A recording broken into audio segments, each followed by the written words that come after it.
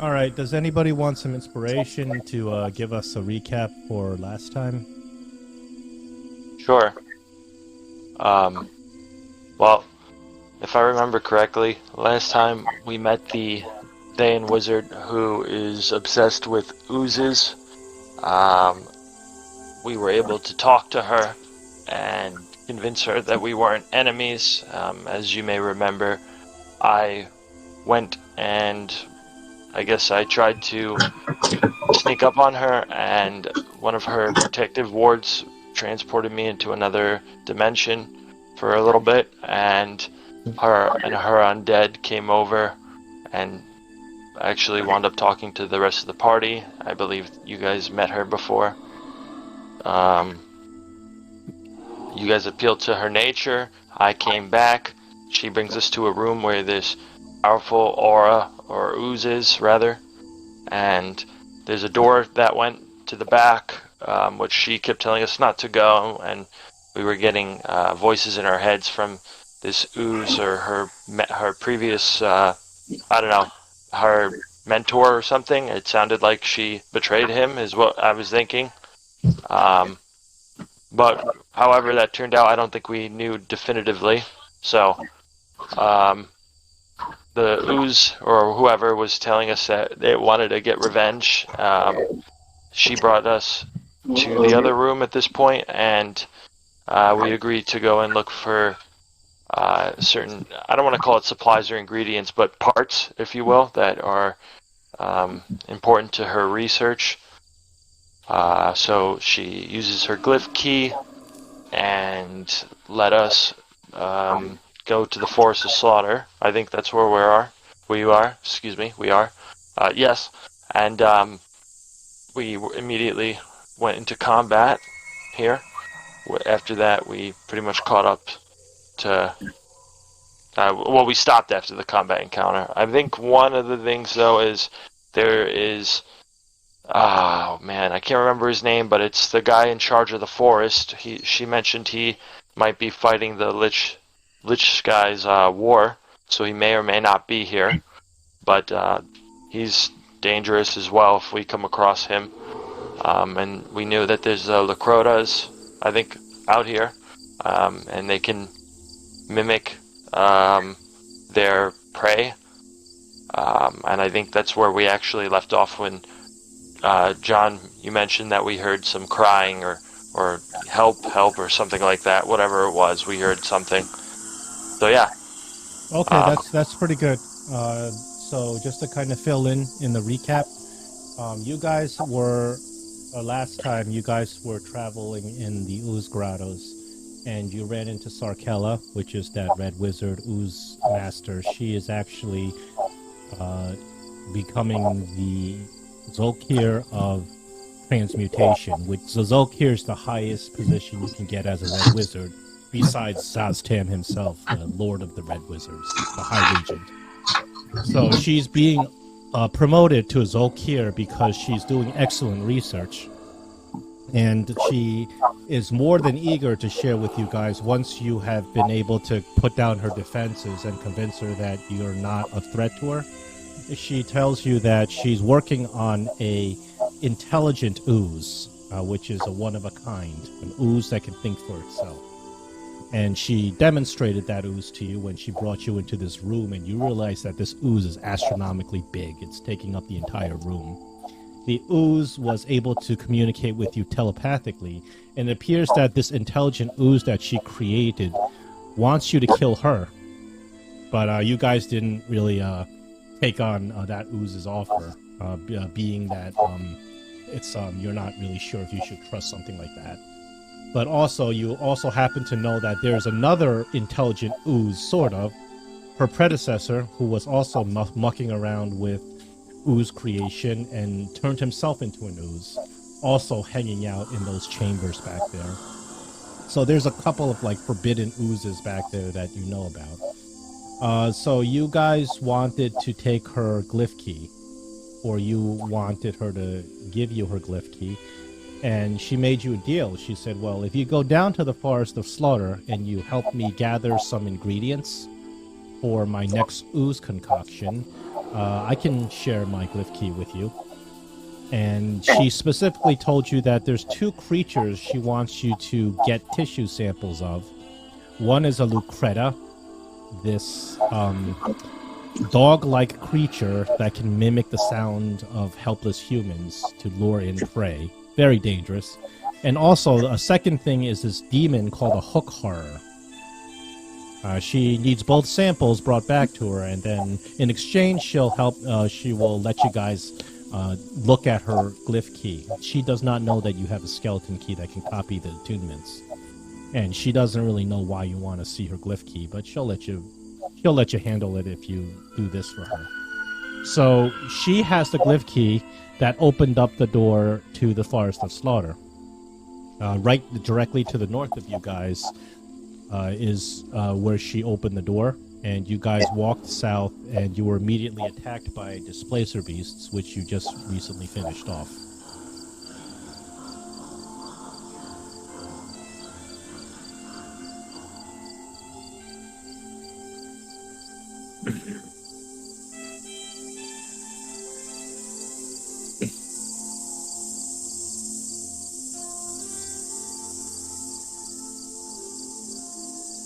So you guys look around, and after that battle, you finally took down the last displacer beast. Naris is very exhausted, and as you can recall, you guys were recently contacted by the celestial being. You guys assume this is a Selune speaking to you, and she had directly addressed Naris and told Naris that his grandmother was actually worshipped her in the past. Naris is kind of taken aback by this, and because of that, he waits back at the Sarkala's lair and we're contemplating these things. So that's why he's not here. It's a good excuse. Mm-hmm. Mm. So I got time to drink health potions before we move forward. Nothing's really directly attacking you right now. You are in this forest, and there's a thick fog.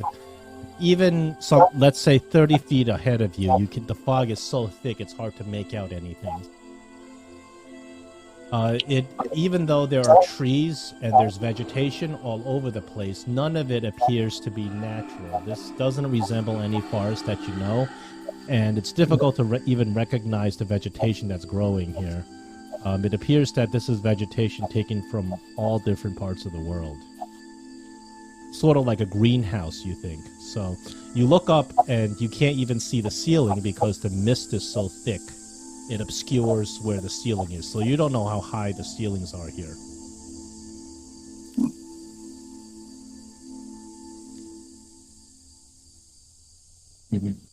Well, I think you just finished a battle.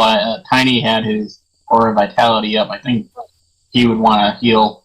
I don't remember how many rounds you had left in the battle with your Aura, because that matters in how many times you can heal. Because your Aura... Yeah, I think I cleared the initiative by then. Yeah. Actually, I see it. D5. So you have 5 more uses of Aura Vitality before it expires. So you may go ahead and use your Aura Vitality 5 times. I'll just take it off. Right. I think Dolrak and myself would need it. And since Naris is not here, I'm taking off your aid. I'm gonna give it heal Dolrak because he looks pretty like he's been beat up a little bit. And the same thing with Zarek. Actually, it looks like they've all been beat up quite a bit.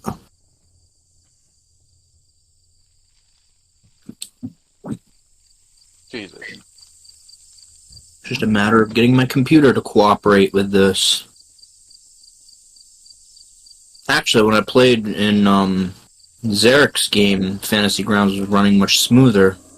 It was probably because I have a bajillion extensions running. I'm trying to cut down. It's sort of like extensions. The problem is you get really, really enthusiastic when you first start DMing Fantasy Grounds, that you just like install every single cool extension you see, and then later on, you're like, oh man, I think I think I went overboard because you don't see the downside of installing too many extensions, which is everything breaks and everything's slow. So I'm trying to What cut the heck? back extensions that I don't think are providing much benefit or fun for us. Like some extensions that we don't use, and also it's not just extensions, but I maybe I loaded too many modules. Like there's no reason I should have loaded Fitspan's Treasure of Dragons, but I did anyway. And taking that off will probably speed up the game. And also this module itself compounds previous adventures that we had. So there's a lot of crap from other adventures that are still there, and I kind of made an effort to go back and delete the stuff that doesn't pertain to us, like the Yawning, all things from the Yawning portal, like adventures from way back, Tomoacon and stuff. I see content from there. So I've been going and trying to delete that stuff. The next adventure, if we get to it, I'll start fresh, clean. So we don't have this backlog. But this is a downside of installing too many extensions. Like you gotta, I didn't realize that it slows down the game so much. Especially if your computer's a little bit slow, it makes it worse.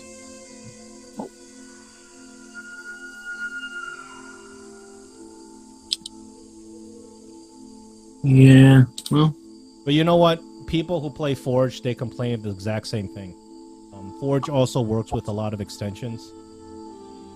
Like you can play it just as is, but most people install a whole bunch of extensions, and then the more you install, the more problems you get.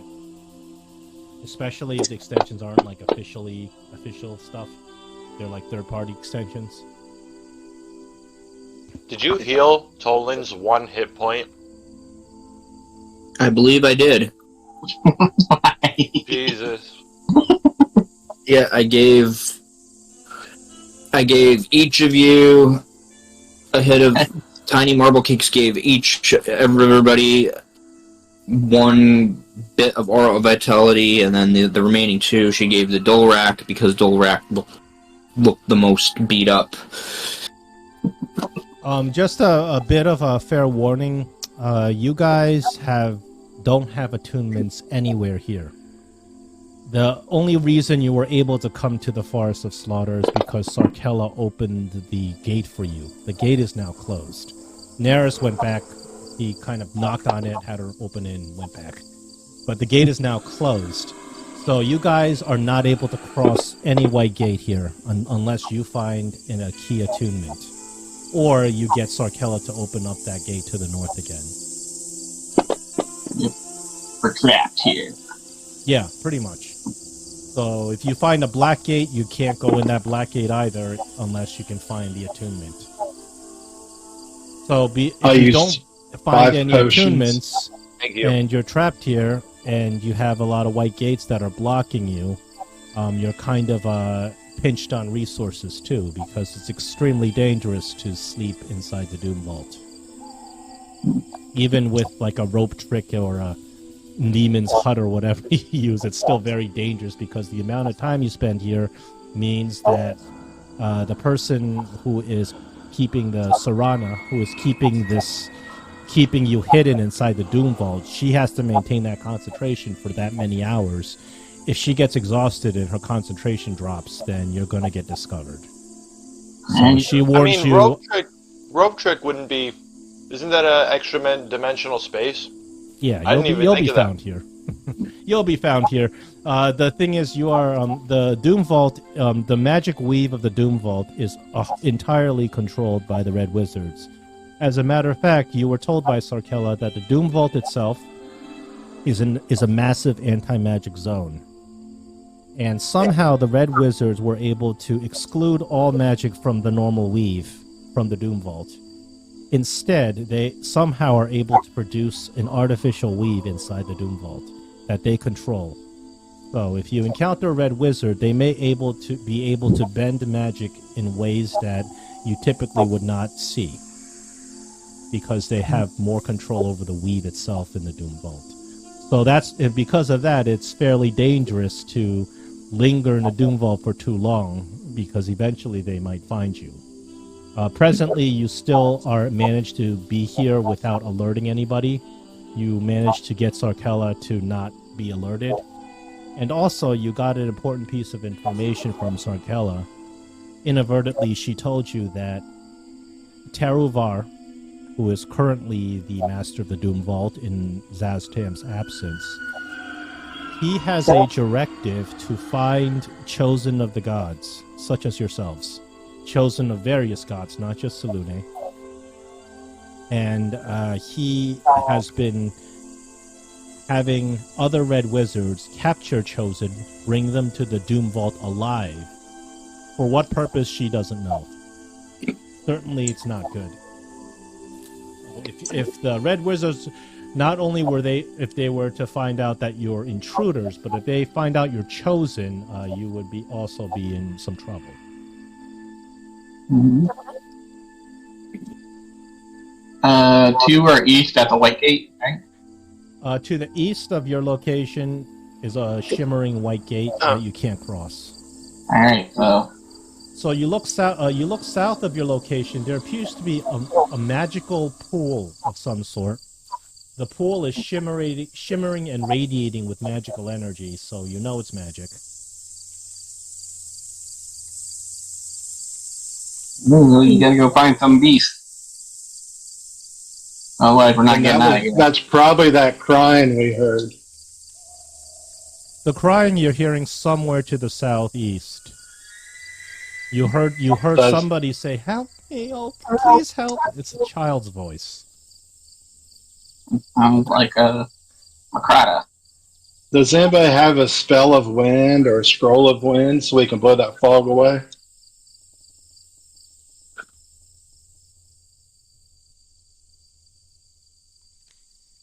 No. Tiny Marble Cakes does not.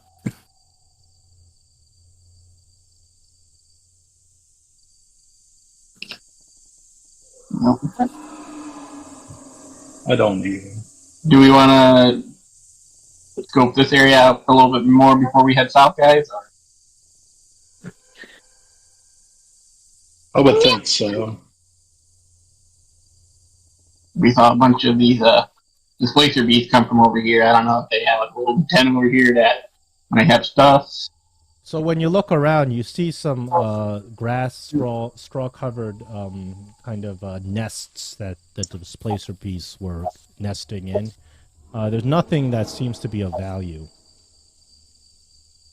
There also appears to be a bucket full of kind of unidentified flesh that somebody has placed here, obviously to feed these displacer beasts. I don't think my aura protection script's working. Let me see. It does appear to be working. You see the save 3 effect? Oh, it's the... Okay, Yeah, I was looking for it to you. say... My bad. That's from you, yeah. Because it used to say aura protection. Gotcha. It depends on how the script is working, or maybe Fantasy Grounds did some weird update. Who knows? Okay.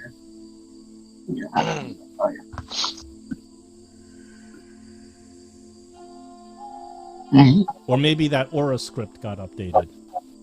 Yeah. By the way, that Aura script slows stuff down more than you would expect.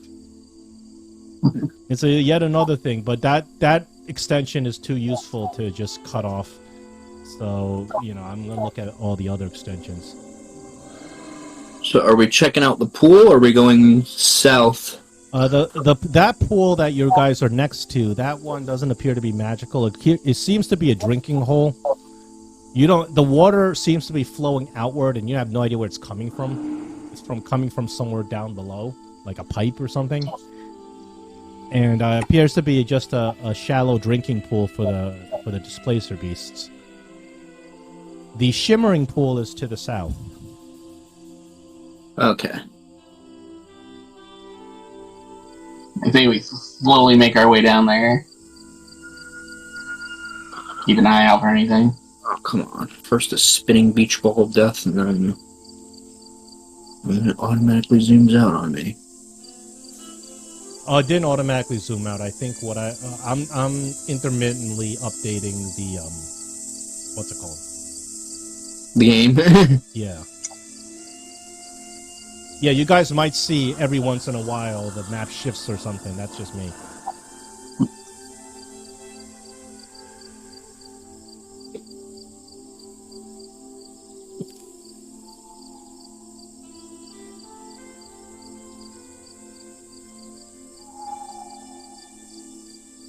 And Tiny Marble Kicks is following everybody So quietly. you guys come up to this pool in this cavern that it appears to glow with a pale blue light, and it's got a couple of magical runes surrounding it.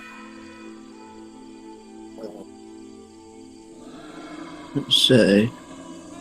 Is there writing on them? Yeah, these are some sort of magical incantation, ritualistic magic that's written on these runes. I would try to take a look at it, see if I kind of recognize the. You can runic roll an nature. Arcana if you want to take a look at it.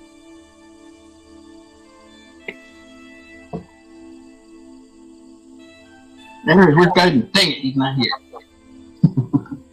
What? I think Guidance. There, cast guidance. Yeah, I know.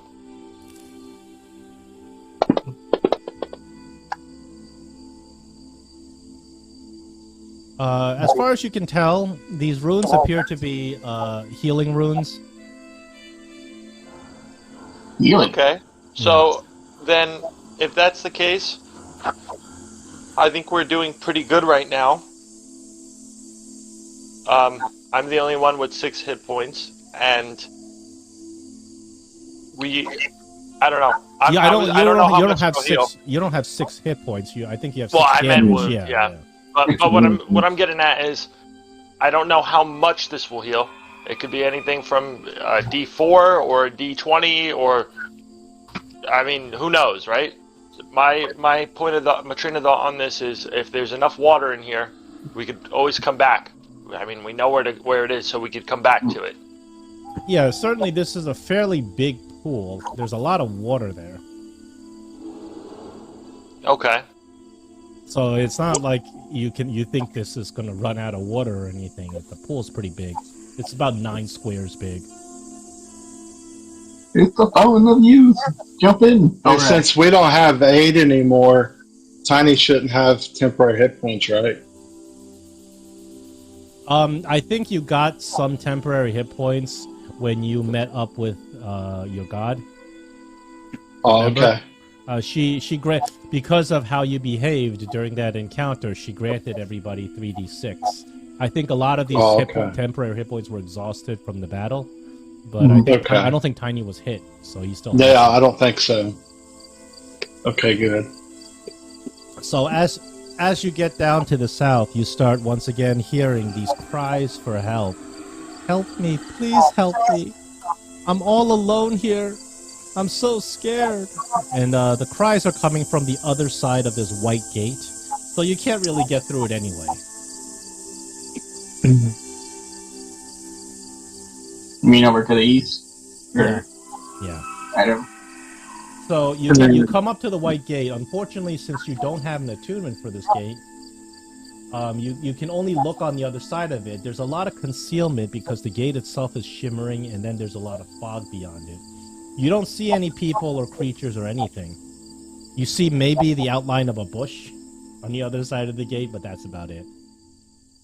So you can't and the how loud the voice is, it appears that the voice is beyond the area that you can even see from this gate.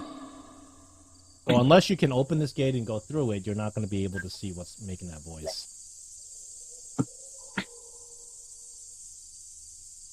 Where you going now? We can go down to the left or back up to the top. I know we didn't explore the right or west. The I east. don't know. Or the Yeah, east, the yeah. east. Actually, I'm looking. It looks like one of those circles. Was there another gate up there, John? Did we see one? There was a gate up to the northeast, and the gate you're presently at is the southeast. Yeah, so then the only direction seems to be southwest. Yeah. So as you look to the southwest, you see yet another shimmering gate. This time, you look at the gate, and you can see very vaguely on the other side of the gate. And the thing is, you only see it momentarily because the mist is slowly drifting by and obscuring it. But you see what you think is a pool, and next to the pool, you see a bipedal, very large kind of figure. It's standing there, and its arms are hooks. But you only get a vague glimpse of it as the mist momentarily passes by. You kind of look again, it's not there.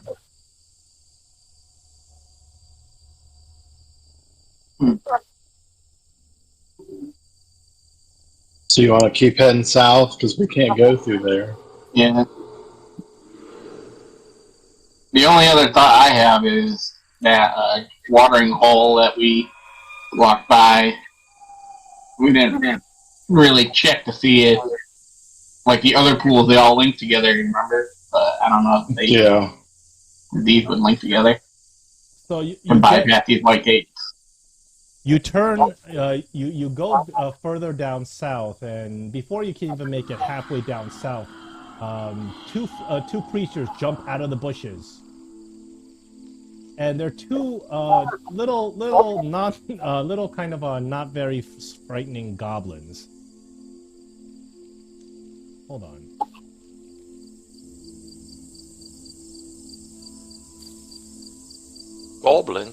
Goblins. So these two little goblins jump out, and they jump out wielding their little maces.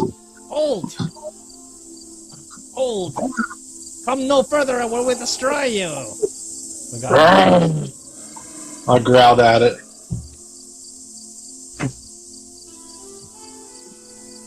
So they hold up their little maces defensively.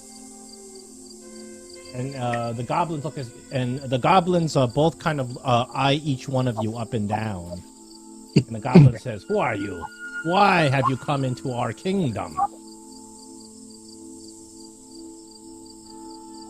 This is your kingdom? This is our kingdom. The kingdom of Snick and Myth.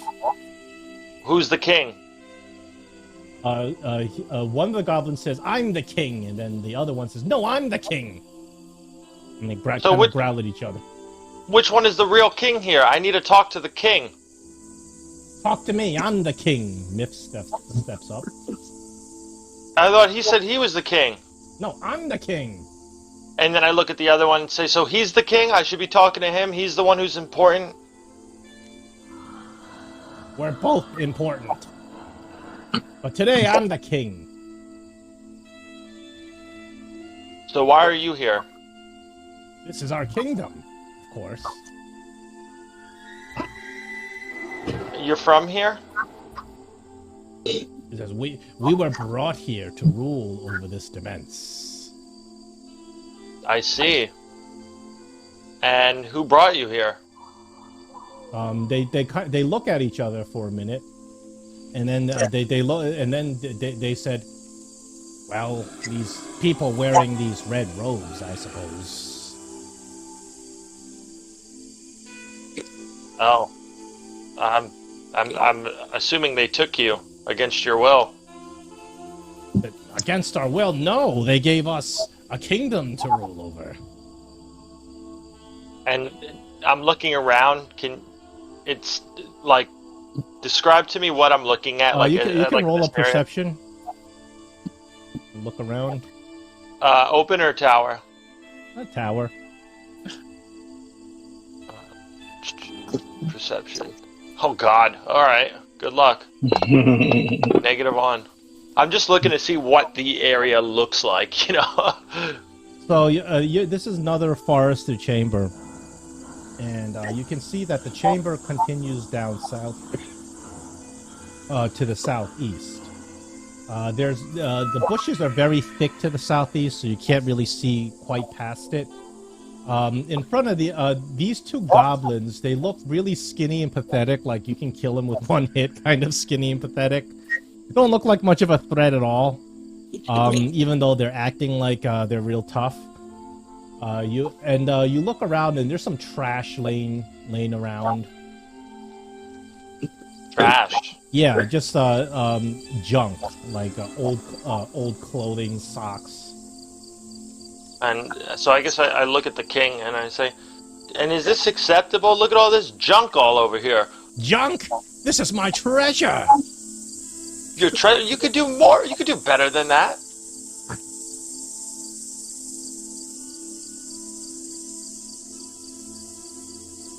If you're a king, you deserve better, no? He says. He starts picking up some of these old socks. He has a piece of like rotten meat. He says, "Look at the spoils of my kingdom. I know you've been eyeing this, and you're thinking about robbing us." Yeah, it's pretty spoiled, all right. And Zarek like leans back and kind of like a little disgust, like ugh. Well, it does look like a mighty kingdom. Like, how far does your kingdom stretch out? Our kingdoms stretch all the way from this wall, all the way to that wall. And he pretty much points at the walls of this cavern. Oh, really? I mean, that's as far as it goes? You can't go further? Like, do you go to other rooms? Like, do you go through those other, like, shimmery gates? Did the kingdom extend to them? No. I wouldn't go into those gates if I were you. Why not? You see, those places are not even civilized like my kingdom. Horrible beasts. But have you been in them? We only see creatures that run around behind them. We don't need to because we have everything that we need here. We get food that falls from the skies. We have water. We have protection. The gods have blessed you, meow meow. He says, well, it's better you never find out. Because it will destroy you! He jumps up and down, trying to scare you.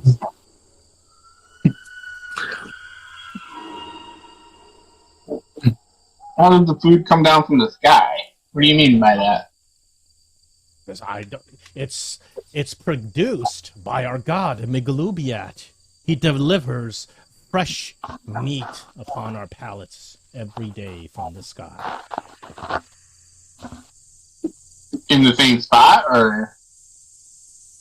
He points over to what appears to be a disgusting pile of filth. There are a couple of buckets with it looks like maybe like some meat byproducts like liver and gizzards, the kind of the parts of a chicken you wouldn't eat. A couple of buckets full of this stuff, and it's kind of halfway rotten. He says, "Look at the spoils, the feasts that come upon us." And you can actually, you start smelling this stuff, and it's pretty rotten.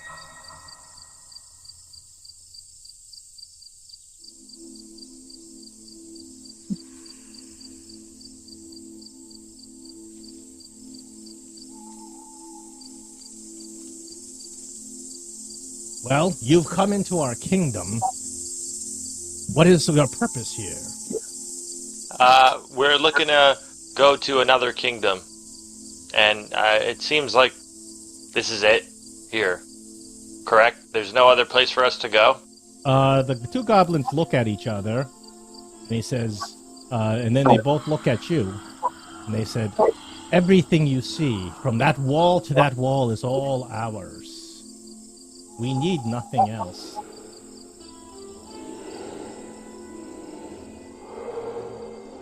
That was that one. Well, you don't mind us walking around, do you? They kind of look at each other suspiciously, and they say, "Well, if you go down to those bushes over there,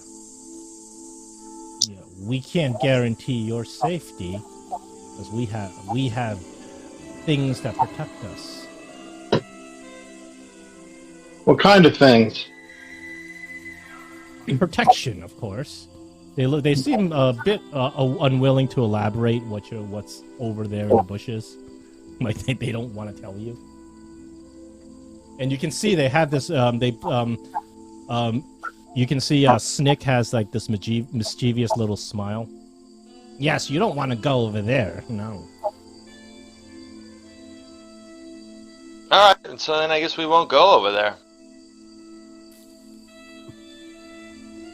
Tolan will move over to Zarek and be like, just pick one of these guys up and we'll just bring them towards there and see how they react.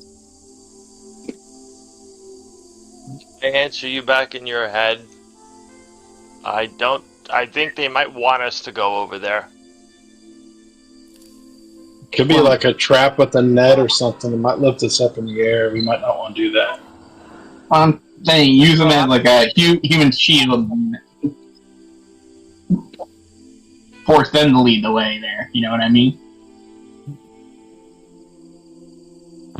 So I look at who was I really talking to? Was it Miff or Snick, the other one? You were talking to Miff, but Snick was kind of over there In and the out. background. Yeah. He was kind of giggling, like mischievously. So I look at Miff and I say, "Are we allowed over there? It's your kingdom, of course. Do we have your permission to go over there?" Well, I can grant you temporary leave to go there if you should so choose, but with fair warning that there are dangers about. Well, can you come with us? I think Snick and I are happy right here in our bush. Huh. Well, you guys are strange. Yeah, you see that they're not dealing with you straight. They're acting a little funny. You guys are very strange. I'm surprised you didn't swing those big weapons you got there when you met us. Well, we are a civilized people. We don't attack first. We find out who it is our guests are before we simply attack like a savage beast. You are goblins, are you not? Well, of course, but that doesn't mean we're not civilized. Is the rest of your people known for being that way? Well, this is our kingdom. The rest of the other goblins, other tribes, they can do what they want, but it is our kingdom, and we set the precedent of how to behave. Well then, is there anything we should know of if we're going to be in your kingdom for the time being? You know, we wouldn't want to offend or break any rules. Oh no! You have been courteous, and we shall be courteous in return. He does like this a mock back.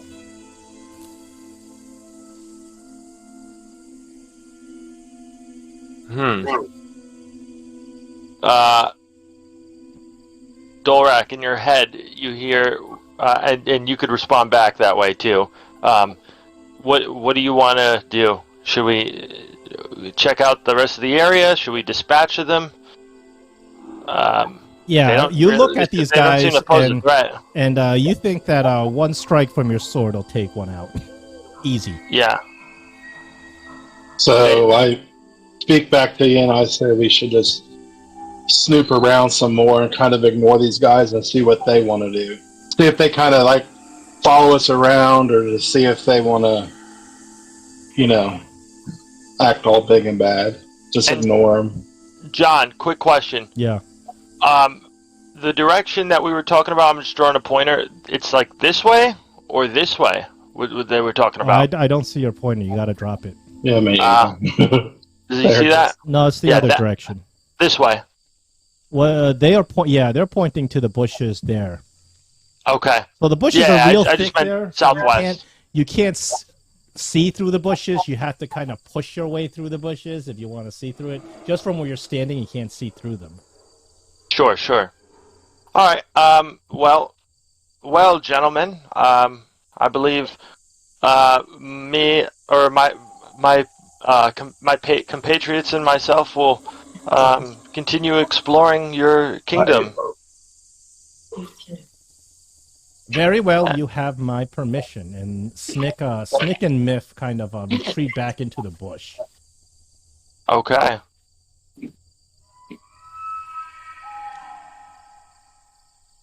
And I step over here to see if I can get a better look. Still, very thick bushes seem to obscure the entire. They obscure everything beyond.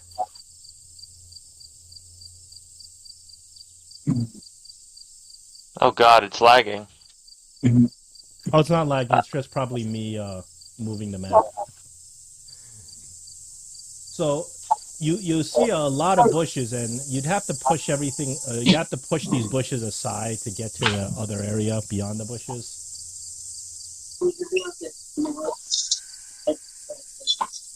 Hmm. Alright, well, I'm gonna stand right here in the bush. I'm gonna You try and get a better look. You stand in the bushes, but the bushes are so thick you can't see through them. Well, I'm gonna use them as like a, how do you say, like a wall, right? So like I'm gonna walk up to the bush, and if I'm standing here, theoretically they wouldn't see me on this side. I wouldn't be able to either. But I'm gonna like inch around the bush to get a better view of what's going on. So you look in different parts of the bush. It's only when you start moving the bush aside, kind of moving branches aside and leaves aside, that you can finally kind of make out any vision on the other side. And what you see, surprisingly, right over here, you see a shining set of full plate armor, and it appears to be held up on a stand. This armor is radiating magic. I want 5, 10, 15, 20. Yeah, it looks to be your size too. I'm gonna take a step back and look at Miff and say, "Is that your armor?" Miff is gone. He's not in the bush anymore? They jumped into the bushes and disappeared. You don't know where they are. You can go to the bushes and find them, I guess, but they kind of went back hiding in the bushes. You need Miff's attention. Hey guys, let's see if we can get Miff out here again. I found some plate armor. Kind of odd. It's really shiny and it's left alone, and it's like just on a stand. Almighty King Miff, we come back. We need to speak with you. Miff barks out from the bushes. Don't touch that armor. It's mine. Thief. Why aren't you wearing it? Because it doesn't fit. Then why do you need it? Because it's mine. It's in my kingdom. Do you want to trade for it? What do you have to trade? What do you want? Well, my kingdom has everything I need. What it doesn't have, delicious fish eyes. Do you have any fish eyes? I'm trying to think back on the... You search your pack, you certainly don't have any fish. No, I wouldn't have that, but I'm trying to think of the fish people that we fought. Oh, the Sahagwin? Would that count? I don't know.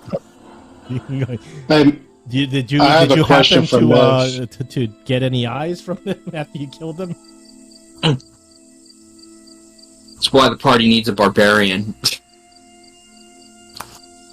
Hey, Miff, when we was walking down here, we heard a child crying. Do you know where the child could be? Miff doesn't care about any children. It's our concern. We just want to know if you heard the child. Maybe. Sometimes Miff and Snick, we hear some strange noises coming from above. We don't pay them any heed. They're not in our kingdom.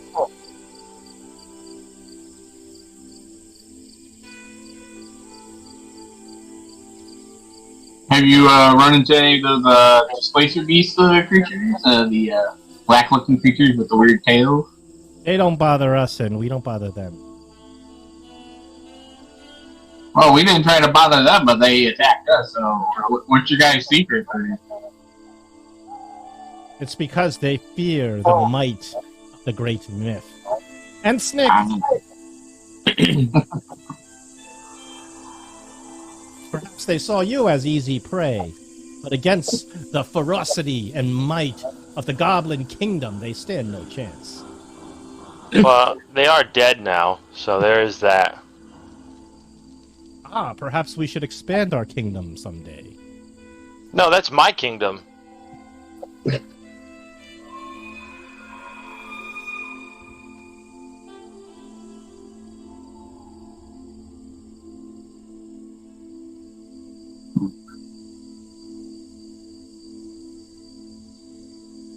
Okay.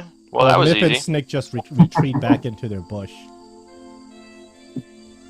But yeah, so I have a kingdom now.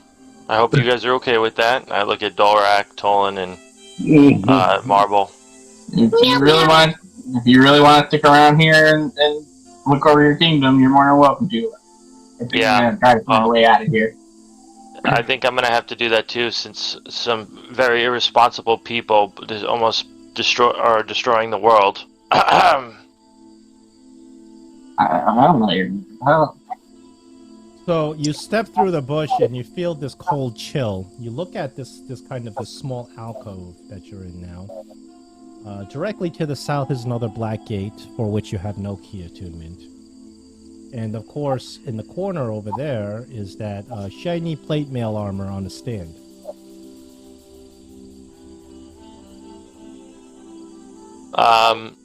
Can you identify it? What do you mean? Can I identify it? No, I'm talking to Tolan. I mean, yeah, I can cast Identify, but I don't want to go near that thing. It's clearly a trap. It's what? It's clearly a trap. Well, that's what I'm thinking, but I don't know. It could be. Meow Meow know how to solve this problem. And then she'll go back to Thank you. Hey, Miss Meow Meow. Your Majesty Meow Meow. Yes. You see his head pop out of the bush momentarily. When Meow Meow said Meow shiny armor is yours, Meow Meow, did Meow Meow ever lay a finger on it? It does not fit. It was here when we got here. How Meow Meow know it doesn't fit, Meow Meow? It's too big. Did Meow Meow try it on? Too big. It is simply part of my hoard. It is decorative. It's beautiful. I like it there. But Meow never actually got to try it on, Meow Meow, to find out if it's too big, Meow Meow. The might of Myth is so great that Myth needs no armor to protect himself. For one strike with Myth's a mighty weapon, and he waves his crappy little mace around, and all foes will fall.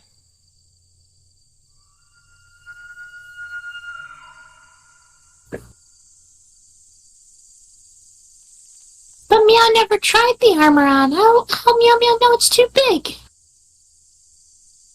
Because Myth knows. Myth can see. Can you not see? Meow armor does look pretty big for a goblin, Meow Meow.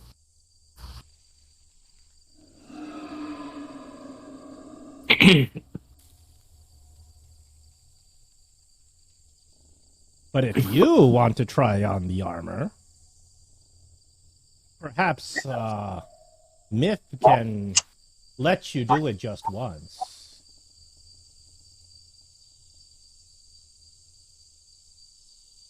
And then you hear Snick chuckling in the other bush. Can I roll an insight check? Yeah, you can roll an insight check.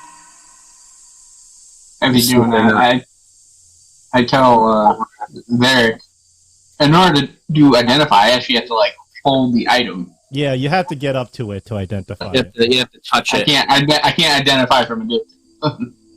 Well, there's a difference between touching it and wearing it. Yeah, well, you have to touch it to cast Identify on it, but if touching it would trigger a trap, then that's what we're trying to figure out. Yeah.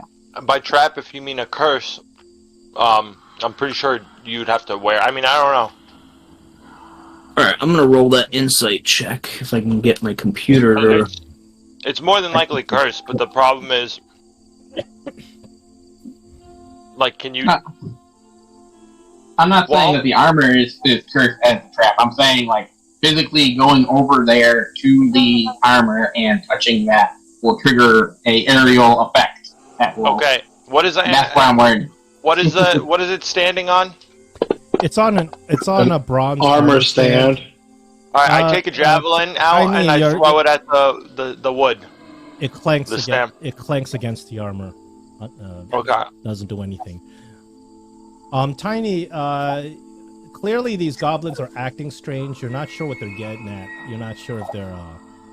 You can't make out if they're trying to deceive you because they're kind of hiding their faces. Not being, but they're acting really strange. And Snick is chuckling at everything Miff says. Well, Tolan, it doesn't look like that did anything. So. Go touch it. Go right ahead, Jared. Go grab the armor. Well, I don't have. Well, actually, hold on.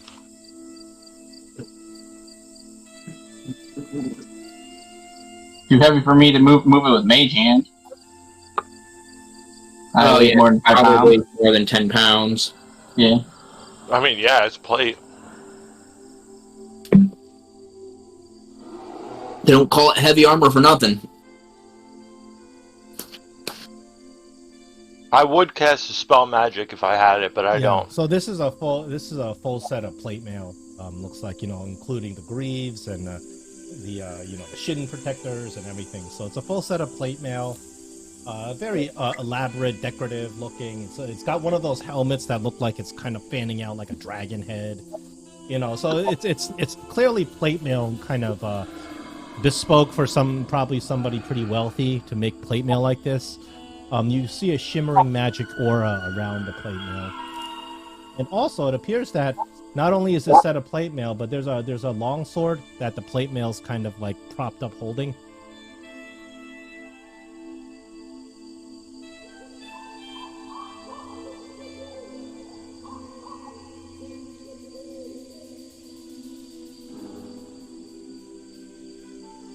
Spell magic. I had the can do spell that. magic, but I also have the spell magic. And I don't like using all my resources, but I only have one spell slot. Number 3 spell slot. I will cast the spell magic. And while he does that, Tiny Marble Cakes will regroup with the party. But what's to say it's a magical trap? It could just be a spring trap. It's not a spring trap.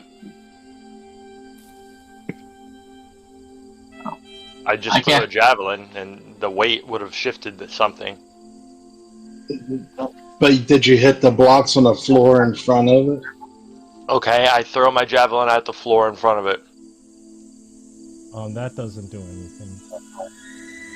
Would you like me to throw it somewhere else? The javelin gets stuck on the floor in front of it.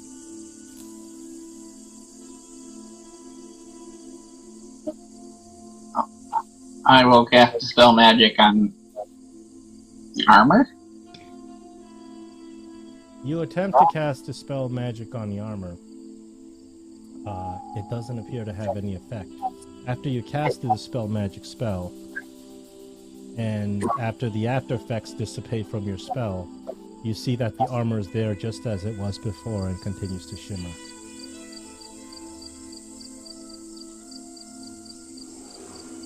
Hi there. Oh, I'm sorry. The shimmer is gone.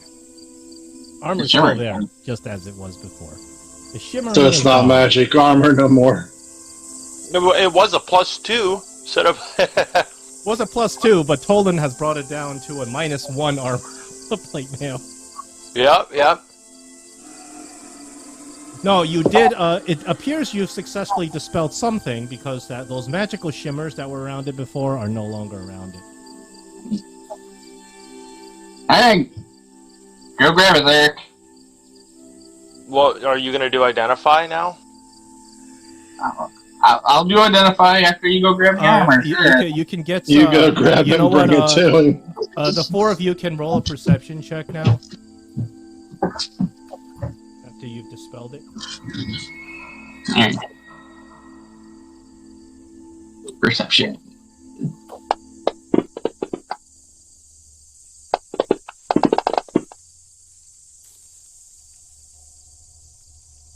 You feel a bit of a cold chill in the air. I don't know if did my perception check roll or no. Yes, it did. Okay. Yeah, I got 4. There's a cold chill in the air. Yeah, you get a chill cold. This is happens a couple of seconds after you cast Dispel Magic and the shimmers disappear.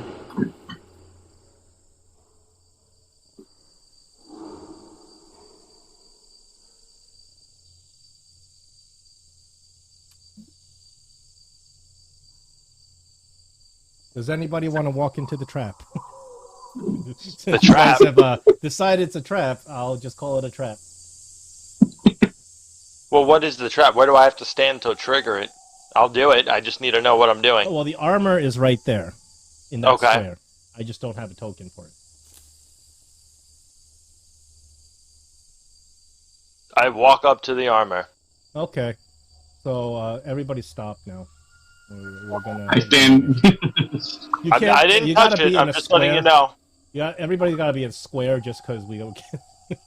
I'm in a square. All right, I'm in a square. All right, let's roll initiative. Myself to where I'm in a square here. Hold on. You still know what's gonna happen. Oh, I'm in a square. It looks like all right. Yeah, it's just awkward when you roll when you're in combat and you're not in the square.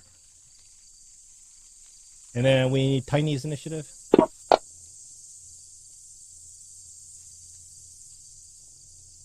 So the minute you walk up to this set of plate mail, the plate mail appears to animate by itself. And of course it gets up and it takes a free pot shot at you.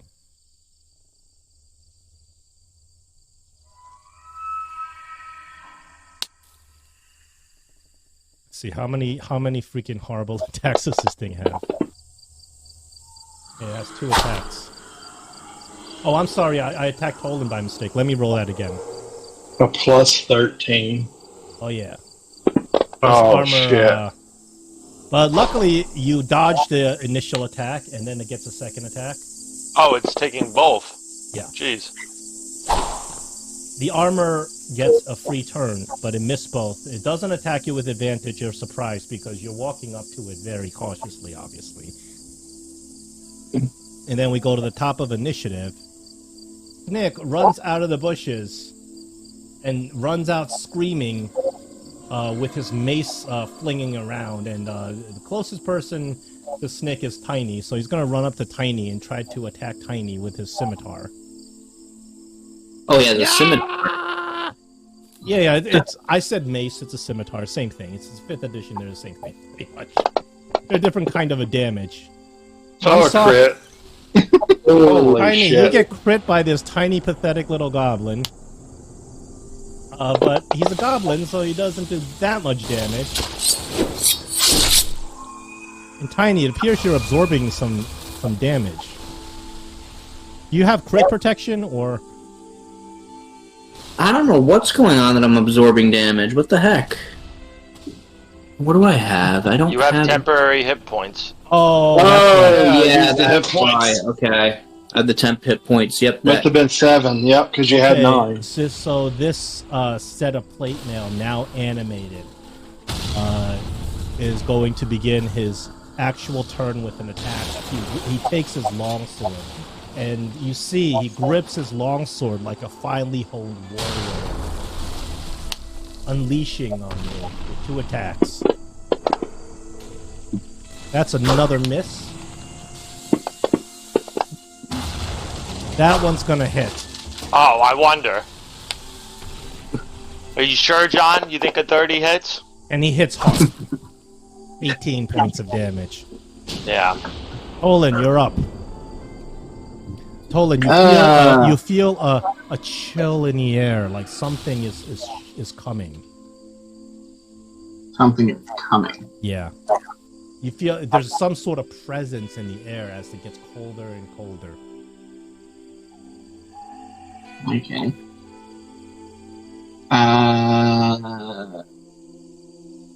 That's a good question on what to do. And you realize that this animated set of armor hits real hard.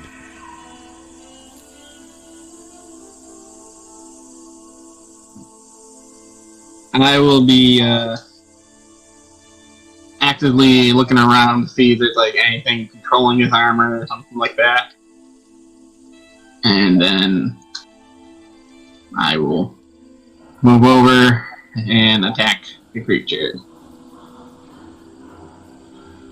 with a booming blade attack. Sure.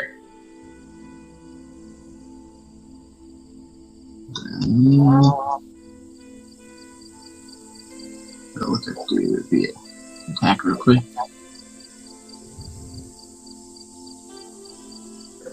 See if I hit it. No, I don't. Oh, that's not going to hit it. Oh, we'll just do a second attack. Well, that's going to hit Well, it. sure. Unfortunately, moving Hell blade. yeah. Alright. Damage into it. I wounded the creature a little bit. And then, so I was here. So because 1, you're 2, attacking a 3. set of armor, you realize that this thing is pretty tough. It's going to take a lot to Oh, take yeah. it down. You just crit it with a 9 life stealer? Oh, shoot, I did. Yes, you did crit it with a 9 life stealer. However, there's a caveat. In order to steal something's soul, it has to have a soul. Oh, and that This thing creature has no soul. Damn. There's nothing Oh. to steal. But, wait, doesn't it do extra damage, though? Not if it doesn't have a soul.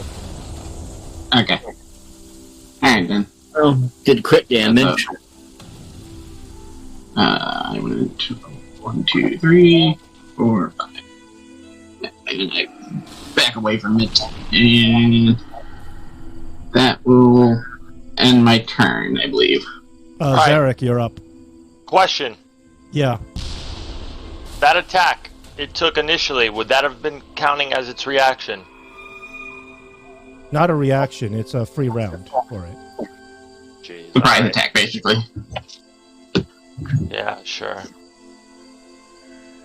Uh,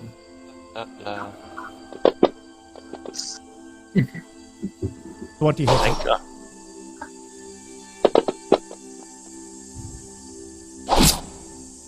Okay.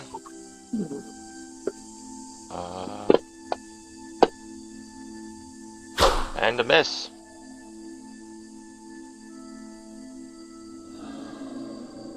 And Myth is up. Myth also is going to join the fray. He's gonna come and swing his dirty little mace.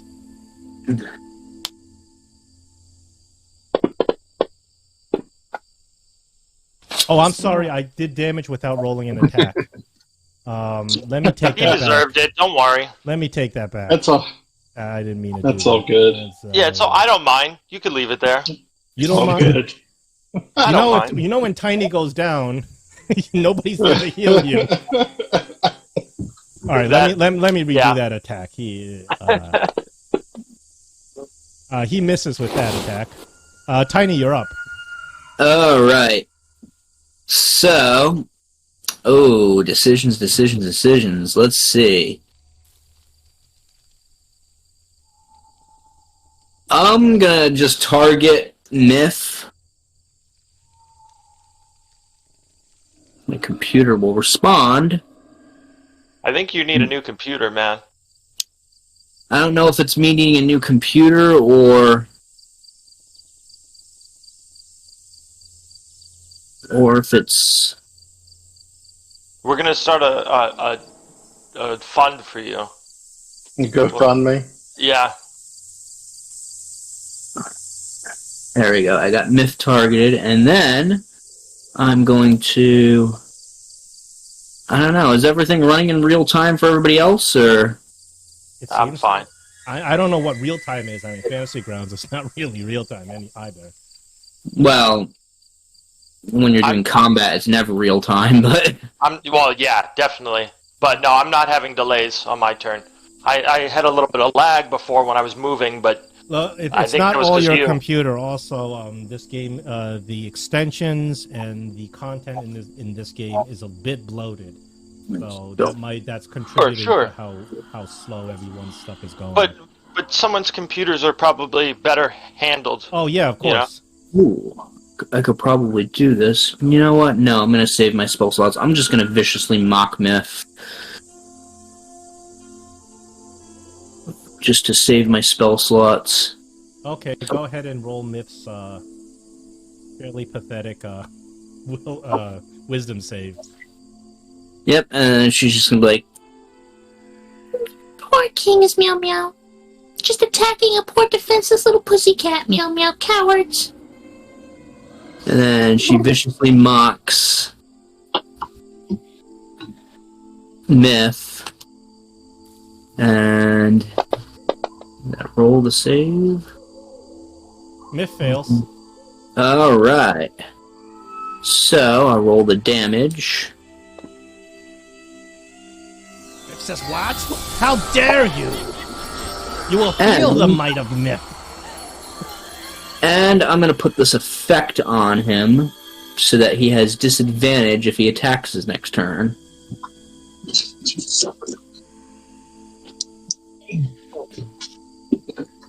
There we go. And then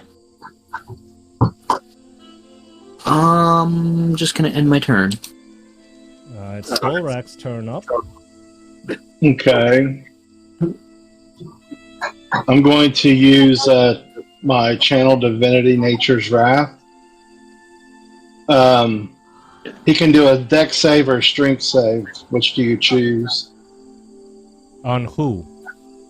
On unidentified creature, the armor. Oh, if it's in the case of it being my choice, I will do a strength save. Okay, I'll roll it.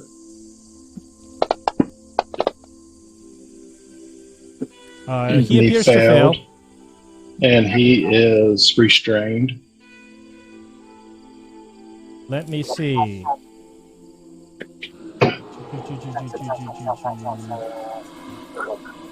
He can be restrained, so we can do that. Okay. Because he's got a couple of immunities, but restrained is not one of them, so he is restrained, yes. Okay. And that was my action. And That stops him from moving, but I don't think it gives him disadvantage like the other stuff. yeah. So that's all I can do with this turn. Okay.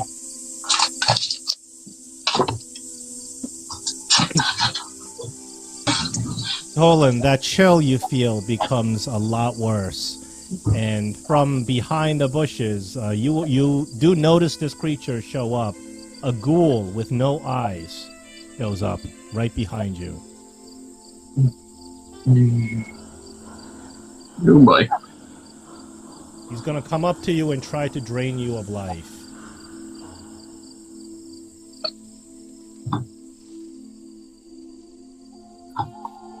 So he's got a multi-attack. His first attack is going to be a longsword against you. The longsword is going to hit. He does a bit of slashing. Now, the second attack, he's going to try to drain your life.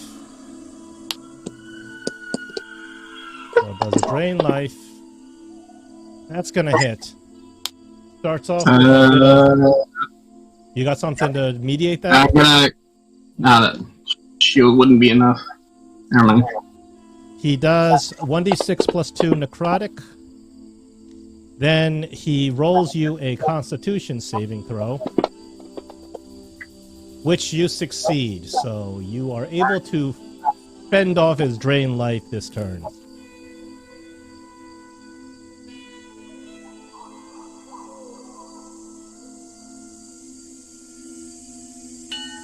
Now it's Snick, and Snick and Myth are ganging up on Tiny. Snick's gonna roll his one scimitar attack. Oh my goodness. Oh my goodness. Tiny, you got critted twice by this foul goblin. Alright, go ahead and roll the damage. It's 8 points of damage because he is in fact just a goblin.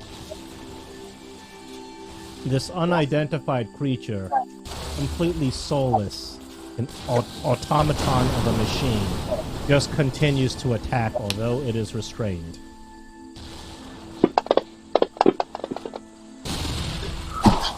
What was giving it... Something was giving it advantage? No, disadvantage. What was giving it disadvantage? Oh, the fact that Unless it was the restrained did it. I'm not sure restraint causes disadvantage. Let me check very quick. Who's restrained? The Attack rolls against the creature have advantage. Oh, and the creature's attack rolls have disadvantage. So, Who's restrained? the creature, armor. the armor, How though? I mean, by a spell. Because I got him. Oh, wait a second. Entangled in vines. When you rolled his strength, did you roll with... he has advantage. He has magic resistance. Did you roll with advantage? No.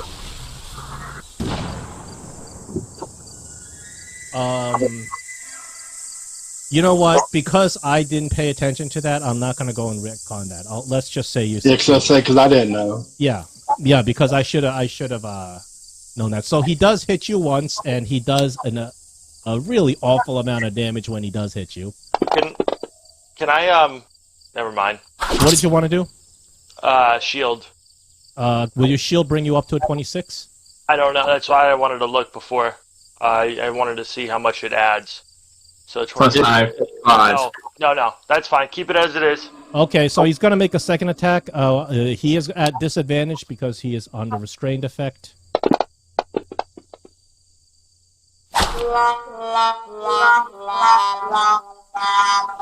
That's a net 1 because of this disadvantage. And colon.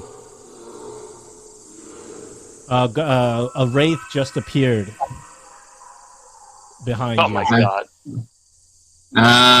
Seeing this and seeing if this is probably my most immediate issue to deal with, and hoping that Dorak will get into the fight and fight some things, I will go ahead and try to do a booming blade attack on this creature. Without Neris, you guys don't have that sunlight spell that was carrying you so far before. Mm-hmm. Yep. Yeah. So we will attack. Hopefully this one is not so. Boom. Okay. Not too hard to hit. Alright. Let me put the booming blade roll some damage. 9 points of damage. And then after we'll hit it again with a second attack. Nice. That's a critical hit. With the 9 life stealer. This wraith does have a soul, so if you, in this case, you do not have much of a choice. You automatically steal the soul of the wraith. This wraith dies because it does not have more than 100 hit points. The wraith dies, and you tick off another checkbox in a 9 life steal. Yeah. Hey, John. Floats. You stick your rapier into the wraith, and it's the rapier just sucks up the gases of the wraith's soul, and the wraith just disappears. As the wraith disappears, you see the armor starts kind of clunking about. It doesn't stop functioning, though. It appears that something has happened to weaken it. And Snick and Miff scream out, "No! Not the eyeless! How could you kill the eyeless? You bastards!" And you can see that something weird is happening to Snick and Miff. You can see that their eyes are bulging out. There's hair growing on their skin. Sort of like, think about like Michael Jackson in Thriller. Oh, Thriller. They start transforming into their true forms. Oh. Oh boy. No, giant rats. They transform into these giant... I have to move the token, obviously. But they transform into these giant dog, hound-like creatures. Fucking knew it. Something was up. I didn't know what was up, but something was up. That's all. We can That's figure it out. all because of Tolan. You have him to thank. That's good. He killed the eyeless, so the magic that the eyeless was using to keep these creatures as goblins is gone, and the magic the eyeless was using to buff this armor is gone. I gotta roll the save on that armor from his end of his last turn. Oh, he gets to roll another save.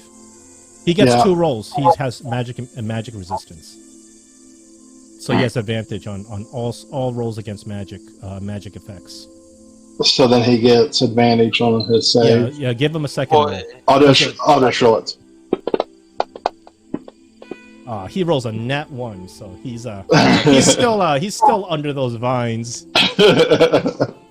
Alright, I will then move over to the barghests to try to get some attention away from Tiny. Act as a shield a little bit, maybe. And my turn. Zarek, you're up. You notice that this creature is kind of having some trouble holding itself together. It appears that the magic from that wraith had been strengthening, and now it appears that it's much weaker than it was before. Still, it appears to be animated and quite the threat.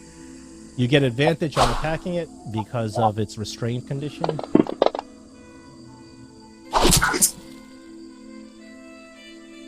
Wow, it's not even heavy. Holy shit.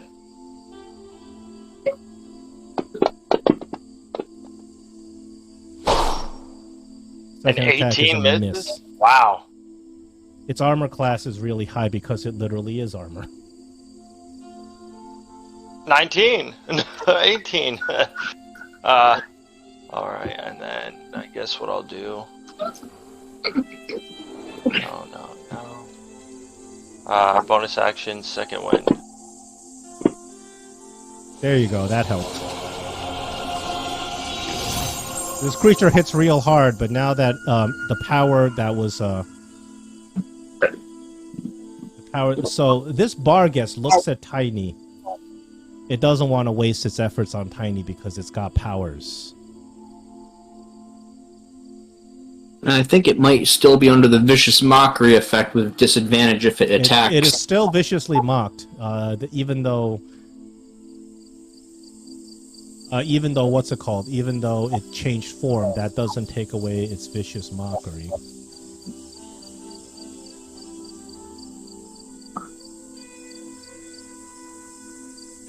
You see, it casts a spell. Hold on.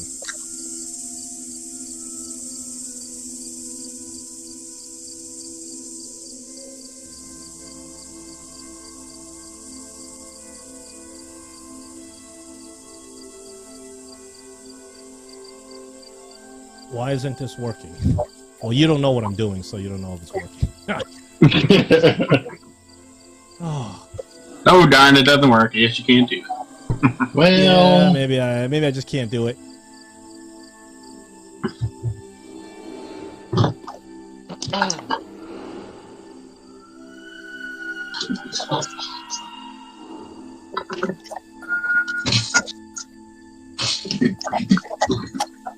Zarek, I would like you to roll a Constitution saving throw as it casts a spell against you.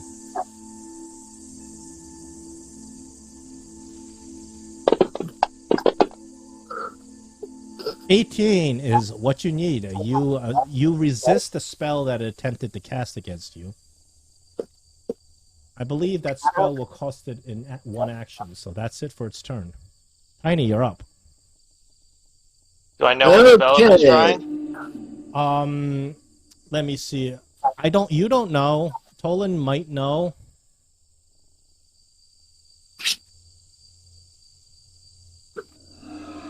Let me see the level of the spell to see if you know what it is.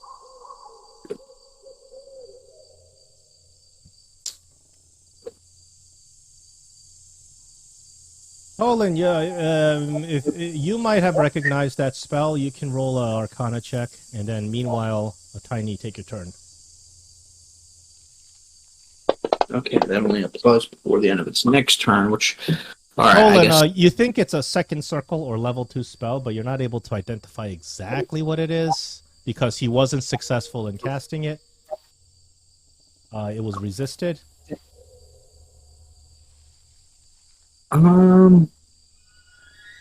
Let's see. It was a myth, though. Myth. Yeah, it wasn't like some ridiculously powerful spell. You know what? I'm going to use my main action to disengage. Not a bad choice. And then I'm going to move over to here. Now, at the end of your turn, his vicious mockery ends, right?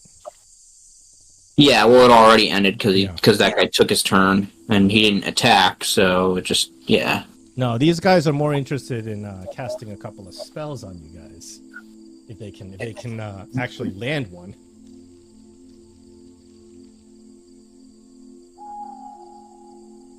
Alright, let's see. Okay, so you disengaged, you moved over there. You still Yep. have a bonus action. Oh, yeah. Let's see, how many Bardic Inspirations do I've got left? Let's see.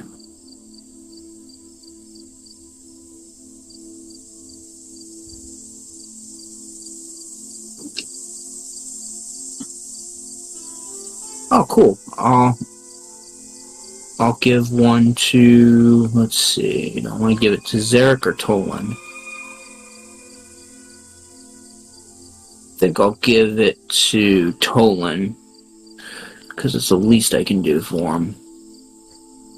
Knowing that Yeah, he's don't worry about me. I'll be fine. Yeah, because Tolan's much more squishy than Zarek. Yeah, I definitely didn't 40, 60 damage. Or no, you do what you need to. You're good. Alright, so I'm gonna... Hey, you don't have to worry. This thing's looking a lot weaker now. It was pretty nasty before. It hits really hard. Very high attack bonus, but since you killed that ghoul, it looks like the ghoul was powering it up somehow. The ghoul or other things would like not the ghoul. I'm sorry, sense. the wraith. The wraith. No, That yeah, Tolan, yeah. one-shotted with his 9 life stealer. I guess what I'm asking is, would I know that other things could potentially be powering this up, like my character? I mean, because I'm a half a mind to just change my target. Alright, I'm ending my turn. Olrak, you're up.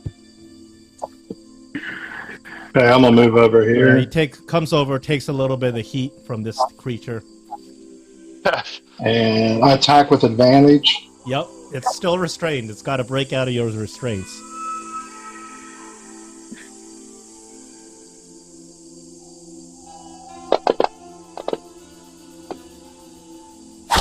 No, that's its armor class is 20 Wow. because it is armor. Ain't nothing with higher armor class than armor itself. That is going to certainly hit it. Okay, so now I'm going to use a level 2 Divine Smite. As soon as I find it.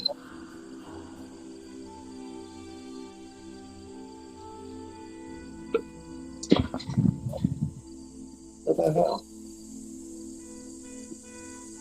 There it is.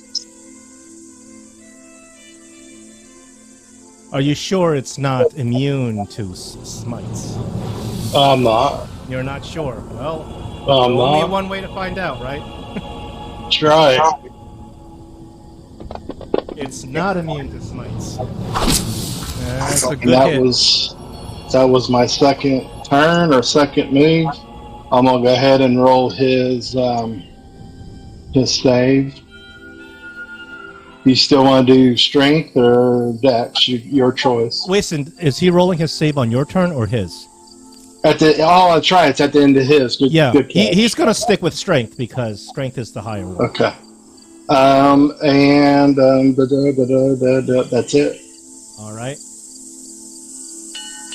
All right, this other barghest is up. So this other barghest is also going to try to cast a spell, and seeing that Tolan's right there poking his rapier at him, he's going to target Tolan with his spell. same spell as that previous barghest.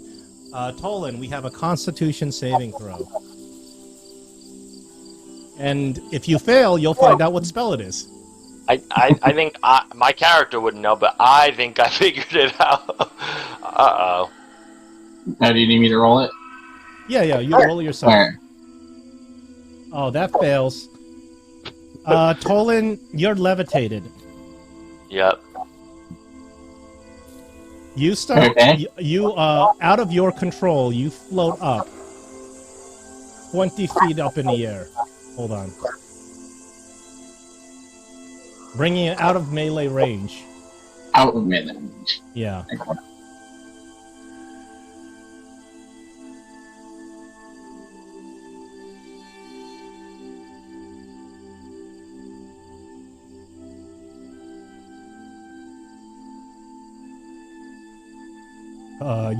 You weigh up to 50 pounds, so this does apply to you. So once the creature floats Tolan out of the way, then it comes in and once again begins to threaten Tiny. Hey, Tiny, you put a Bardic Inspiration on that number 1 barghest. Yeah, not Tolan. I you put it on both. One. Oh, I must have. Here, let me remove it from I didn't know I had a bird. Oh, yeah. He told you did. Yeah. I forgot. Bob Saget.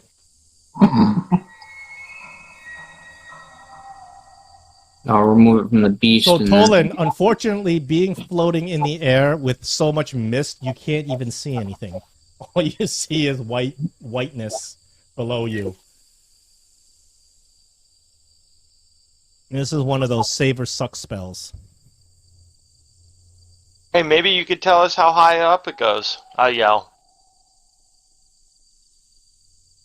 It's actually the levitation is up to the creature, so if creature chooses to continue to move you. Unfortunately, if you fail your first save, there's nothing you can do unless you stop the spell. It's pretty obnoxious as a spell to get you out of combat. And then this the armor once again attacks. This time there's 2 targets, so it's going to split its attack between the 2 of you. One against Dolrak. With disadvantage, it does not hit. One against Zarek. Oh, even with disadvantage, You want to give him all attack? No, I'm just playing. Yeah, it hit. Shucks. I guess I'm the tank for today. Oh, thank God that wasn't a big, bad roll. You're both tanks. Tolan, you're in a bad spot. You are up in the air 20 feet. You are you're in mist, so you can't even see what's below you. What would you like to do?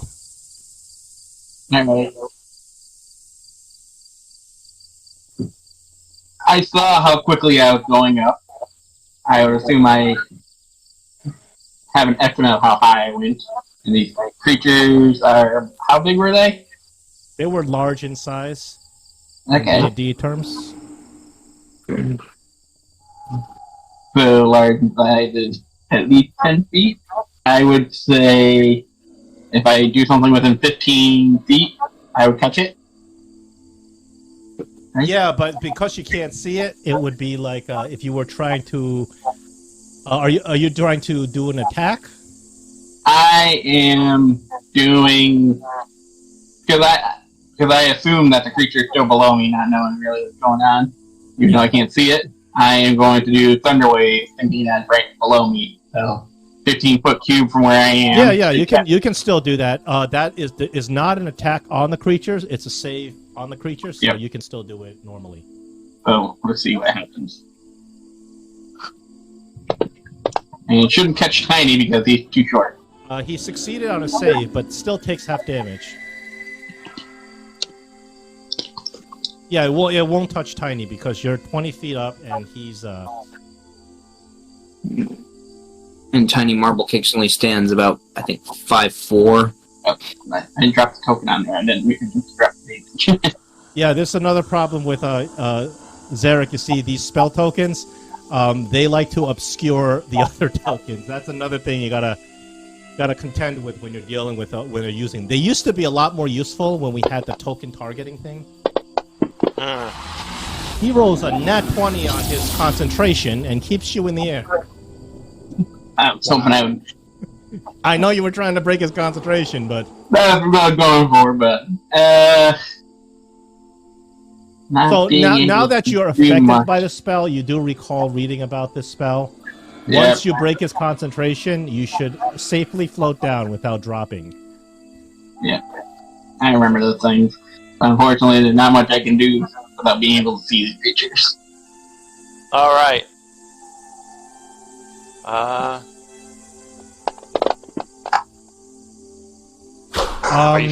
Even with advantage, you rolled so poorly, you miss it. Wow. Twice. But it does have a very high armor class. Yeah. Bonus actions. What do I have? I didn't think I'd get to this point. What point? That nothing would have hit. Yeah, I think I'm gonna just have to go. Yeah. I'm not gonna action surge on this guy. That's for sure. All right. This barghest number 1 is now gonna come in.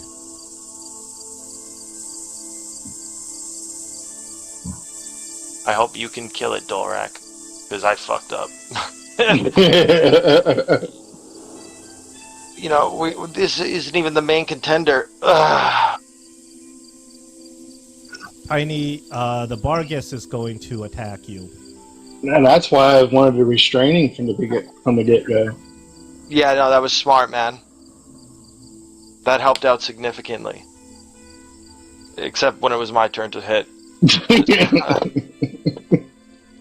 Oh, we got Tiny. You're very unfortunate today.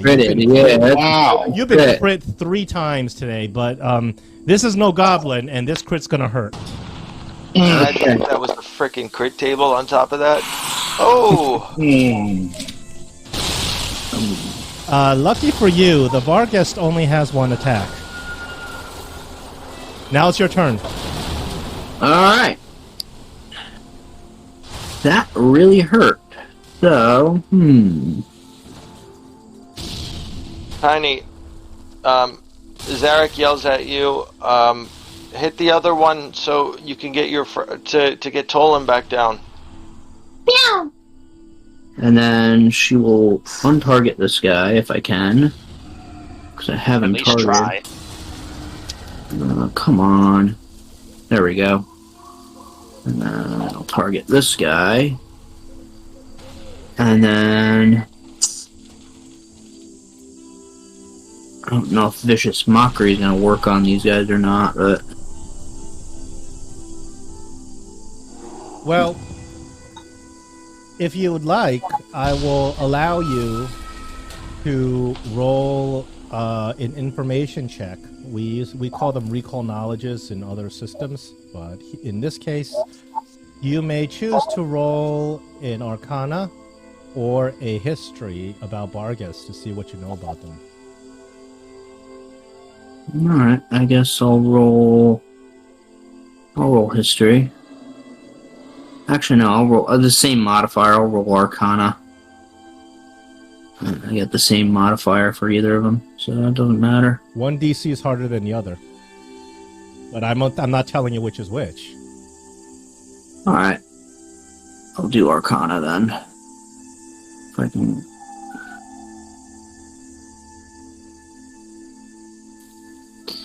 Yeah. If you roll high enough, you might learn about its weakness. Weakness, eh? Yeah. If you don't roll high enough, you don't know Jack. Who's Jack? No. This is something I'm stealing from all the time I'm playing Pathfinder. It's called Recall Knowledge. We don't have a good way to integrate into 5th edition, so I just let you do a roll every now and then. So you can know about the creature, because you might not,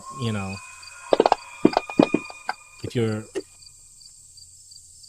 with that roll, Tiny, you do know that barghests are beasts from the lower planes. They're kind of partially demonic in nature. They have a lot of energy resistances. That's about as much as you know. Okay, well, vicious mockery probably won't do any good then. Well, you don't know if they're resistant to psychic, but you know that they have a lot of energy resistances. Okay, well, I'll try to viciously mock him. It's like, Meow meow bopply Tom. and then she'll roll the save. He fails. Nice. And You do some psychic damage. psychic damage. And he succeeds again on his concentration. With an 18. Wow. Alright. His concentration modifier is not that high. He's just rolling like he's in Vegas. They both are. Rolling crits on Tiny and everything. And I viciously mocked him, so if he attacks on his next turn, it's with disadvantage. That's true. And I'm going to end my turn. All right. Dolrak, you're up. Let's hit him with the heirloom battle axe. Why does it feel like it didn't update? Okay, it did. Never mind. You guys And it's a are miss. you guys are rolling terribly. That's a high number. And Yeah. another miss. Not against one of these big armor class kinds of enemies. Okay. John, this isn't Pathfinder. What are you doing? What? No, I'm just joking. I'm saying it's not Pathfinder. What are you doing? Oh, the fact that you hit it means it's not Pathfinder. The that's true. equivalent enemy in Pathfinder has an armor class of like 38. This thing, the whole thing, the whole shtick with this creature is its incredibly high armor class. One of the things about it. So the barghest is up. This is the barghest that is holding Tolan hostage upstairs. Who I viciously mocked. And it is viciously mocked. The barghests are intelligent enough to play tactically. It doesn't want to attack because it feels very it feels emotionally insecure, and it doesn't attack because it knows it's not going to do well. So what it does instead is what's this thing here? It's got another spell, but I don't Right. think it wants to cast that spell.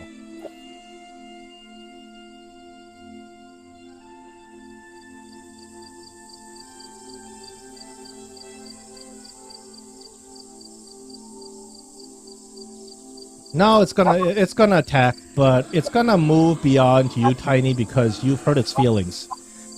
It's gonna move in here, and it's gonna direct its attack at Dolrak instead. It is viciously mocked, so it's got disadvantage on this attack. It doesn't want to deal with someone that just has emotionally broken it. Emotional damage. Emotional damage. Yeah, the Stephen He. Okay, Thank it God. fails its attack against Dolrak. This animated armor makes 2 attacks, one to Zarek, one to Dolrak. I'll do Zarek first. How about that? So All right, let's see. all right, there we go. Misses. There you go. And then to Dolrak with also a miss. Okay. This is the end of its turn, so it gets to roll a save. That is a failure. It gets to roll a second one because of advantage on all spell effects. Oh, it breaks its restraints. Tolan, you're still hovering in the air. Hovering in the air, can't see anywhere. I will hold an action for when I might return down to the earth, because Okay, I what can't see action the are you button. holding for when you return down to the earth? If a creature is within melee with me, I will attack it with my sword. All right, that sounds great. And then we have Zarek up again. Alright, I'm gonna swing at the bargheist. The one who just got his feelings hurt.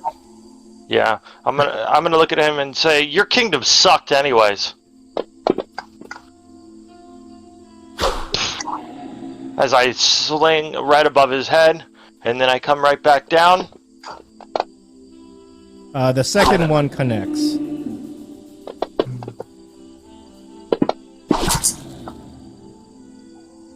Golly!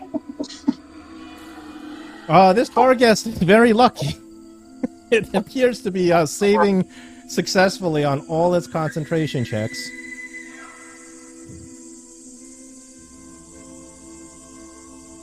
This bargheist now has a spell to make. It is going to... here we go. Oh, I don't know if this is gonna go on him, but he should have this, and I realize I haven't been applying it. The Eldritch Strike thing. Ah, there. The bargheist points at you, Dolrak, and it whispers some magical enchantment. Dolrak, you hear a command in your head to drop prone. Roll a wisdom save.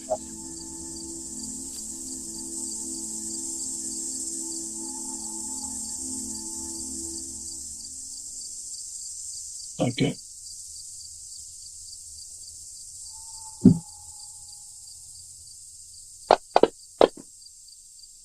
Dolrak, on your next turn, you must follow the command and drop prone.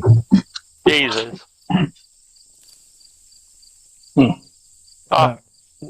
Tiny, you're up. Okay.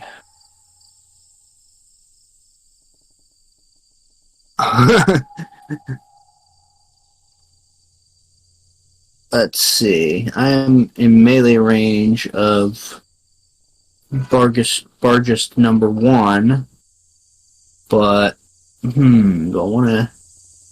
You know what? I'm gonna do this.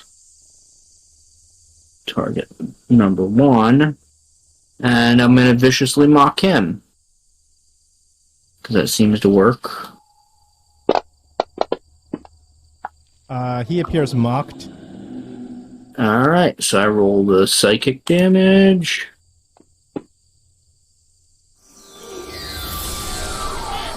And I drop that effect on him.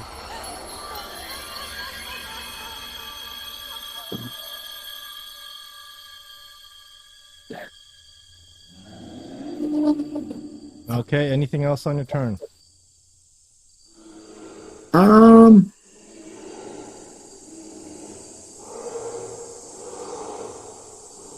You know what? I'm gonna end my turn. Dolrak, it's your turn. You must follow the command that you were magically enchanted to do. You must drop prone this turn. Okay, I dropped prone. And I was then I gonna say used that my velvet half my movement to get back up. I used my movement to get back up. And I'm going to attack the bargheist that is has a concentration with my heirloom battle axe. And it's a hit.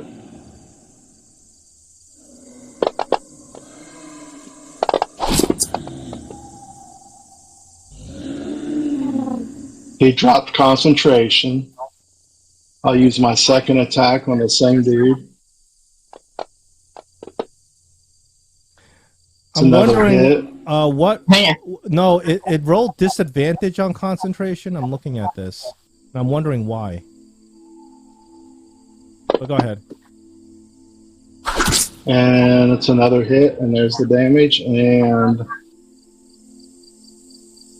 that's all I can do. Did you do something to give it disadvantage on that concentration save? No, all I did Might have was been the Eldritch Strike. Yeah. What? I don't know if it was... Zarek, you applied an effect to it that gave it disadvantage on that concentration. No, that doesn't do that. It just... It shouldn't oh, do wait, that. yes, when you hit a creature with a weapon attack, this is what it does. The creature has disadvantage on the next saving throw it makes against a spell I cast. Not a spell, not a condition. It's just what I cast. So if I cast, what is it?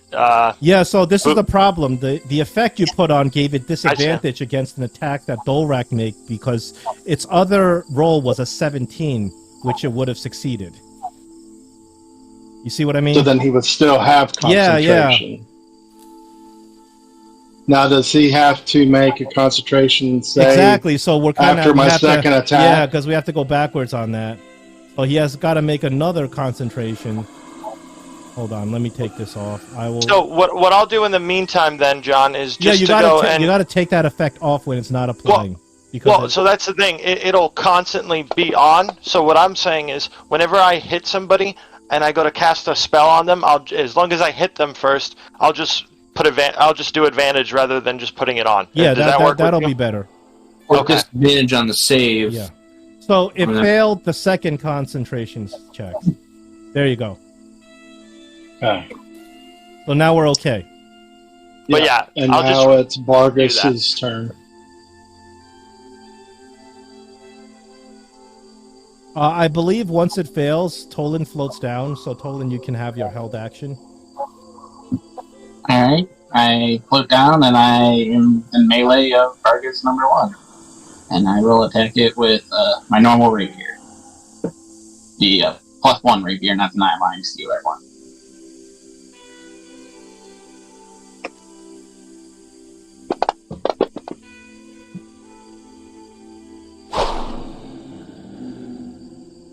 That's it.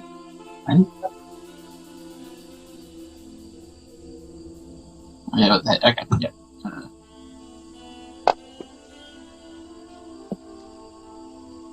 Big damage. You hit it, but yeah, you didn't do that great of a damage. I do get 2 attacks. Does this still count as I one action my 2 attack? Is that right? I usually say it's okay. Okay.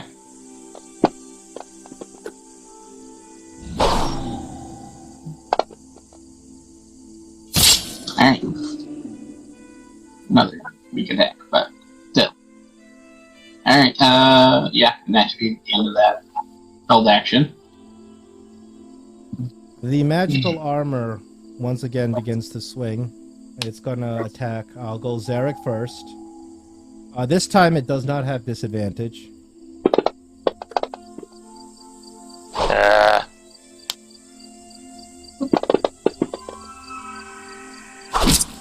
But it's attacking at a +10 instead of +13 it was attacking at before. It's gonna get you too.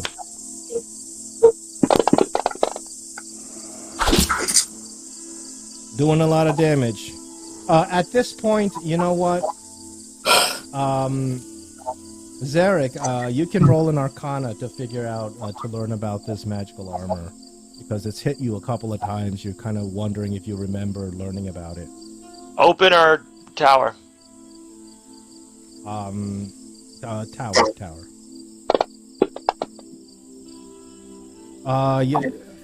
You don't recall learning about what this armor is. Tolan. See, I feel like a history would have been better for that. This is more of an Arcana, this armor. Well, I meant when you said learning. That's the only thing. Yeah. Like lore? Yeah, like when you were learning magic in the past. Alright, I am going to attack this Barghests next to me with a booming blade attacks.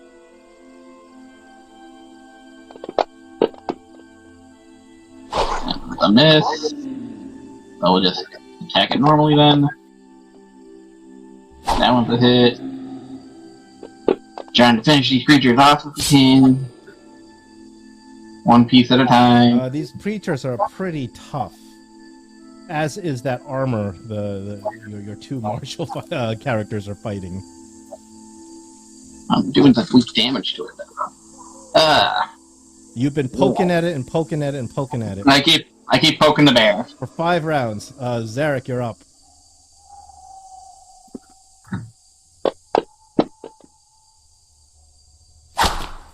Oh man. There you go. Hey!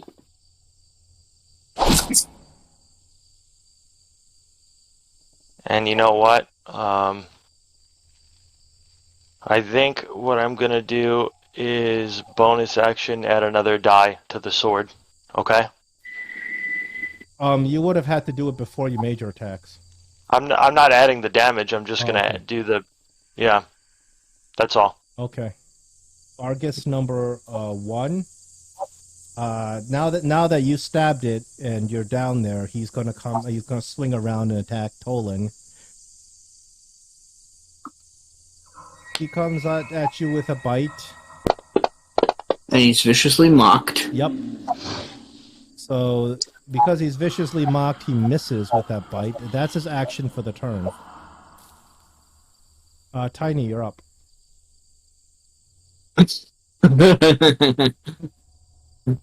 Tiny Marble Cakes looks at the monster trying to bite Tolan, and then she's like, and viciously mocks him again.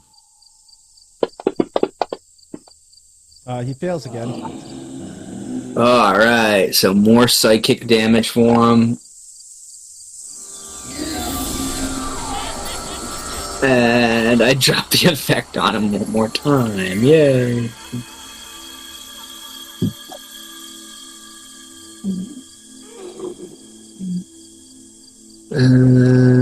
Yeah, you happen to find that his wisdom save is not up to snuff. And you can get him pretty easily with these vicious mockeries. And then Tiny Marble Cakes will just stand there giggling while mocking this thing. Alright, Dolrak. I'm going after that armor some more. Yeah. You're gonna finally take down this armor? Let's see. That's a hit. Oh! There's one hit.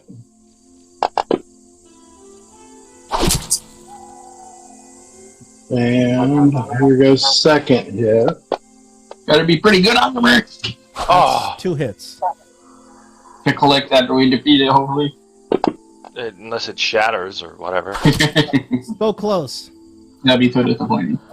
And that was my 2 turns, or my 2 attacks.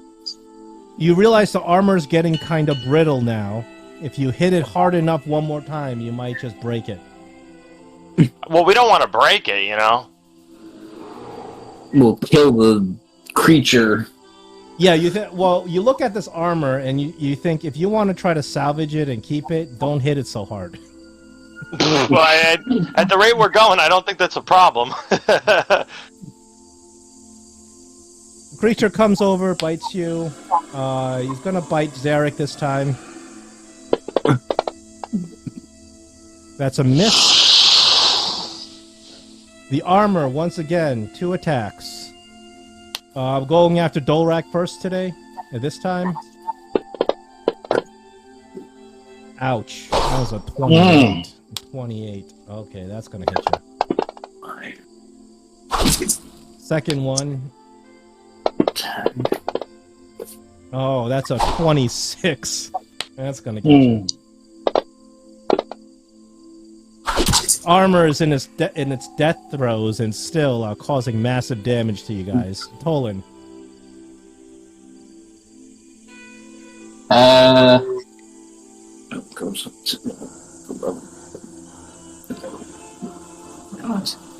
The barghests next to me, I will try to cast Toll the Dead on it. It fails. It fails. Takes 2d12 necrotic. Yep. And then with a second attack, I will attack it with my rapier. That's another hit. The hit. And then drag damage onto it. And then that will be the end of my turn. All right, Zarek, this armor's almost like destroyed. Not, almost like defeated. So is there.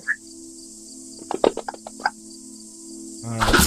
Finally, There we go. you do the There you go. you do the killing blow and bring the armor down. It Okay. lands in chunks on the floor. Great.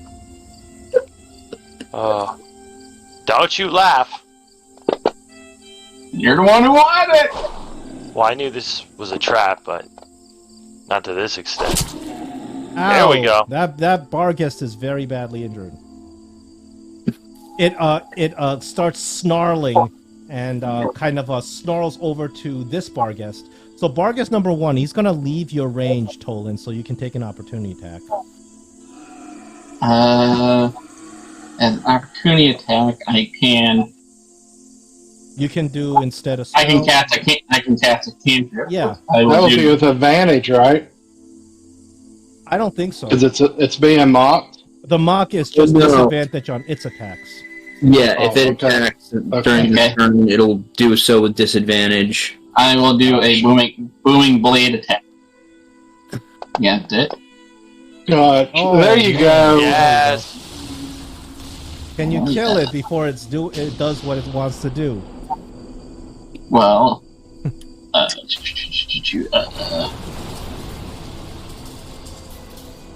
that real quick. And then do the damage. Get that damage. Oh, that's bad, but not enough to kill it. So it does manage to make its move. It moves around. Okay, it had moved, so now it takes booming blade damage from moving. Sure. How much? It It's takes, gonna move over here. Take 2d8. All right, that's bad. Not enough to kill it. So it gets its way over here, despite your booming blade and the trailing damage from the booming blade. It touches his companion, and the two barghests together. It casts a spell, and both barghests disappear.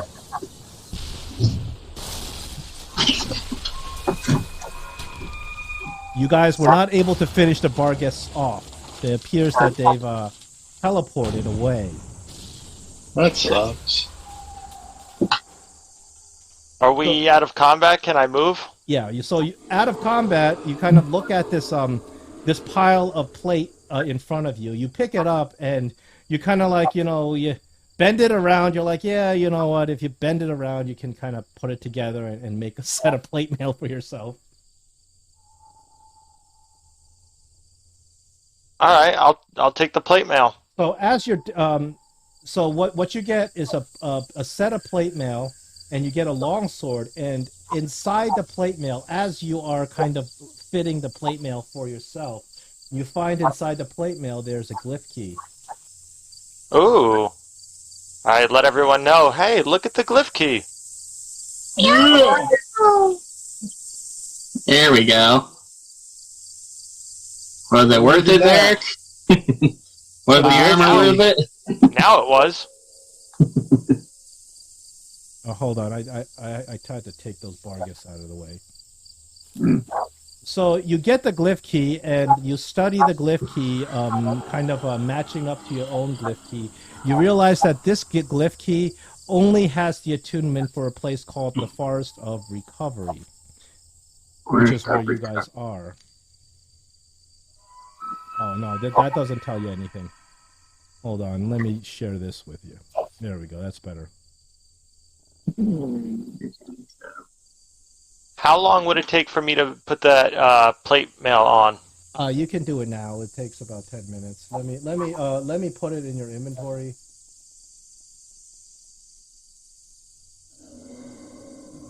Whatever treasures Miff and Snick were holding has disappeared with them. So I'm assuming it had to be some sort of spell Yeah, it was a spell. With that said, I don't think they would have left their kingdom, though, correct? Because remember what they kept saying, that they would never leave, this is their thing? Maybe we should check the bushes, perhaps? If you guys are interested? Yeah, maybe the kingdom is with them. It's very philosophical. Yeah. Zarek looks annoyed with that. Yeah, I put plate mail in your inventory. You can equip it now. It's fine. Okay. There you go. I have you equipped with plate mail. They're big barghests. I don't know if they're going to be able to hide in bushes, but we can start stabbing at bushes, seeing if they're still nearby. Trying to think of what spells would transport you away. Figure out how far they can go. Wow, wait a minute. Did that do nothing to me? No, it should have. Well, if your dex is really high sometimes, and you were previously wearing, like, light armor, sometimes that... But your dex has to be really high, so No, your armor class is now 20. Well, I had the chainmail before. Yeah, so your armor class is now 20. What was it before, though? You can re-equip the chainmail. It was probably like 18 or 19. Hold on, I'm looking at it. So it's 13 plus 2. No, that's chain shirt. Chainmail is 16, 17, 18. Okay, so it's 20 now.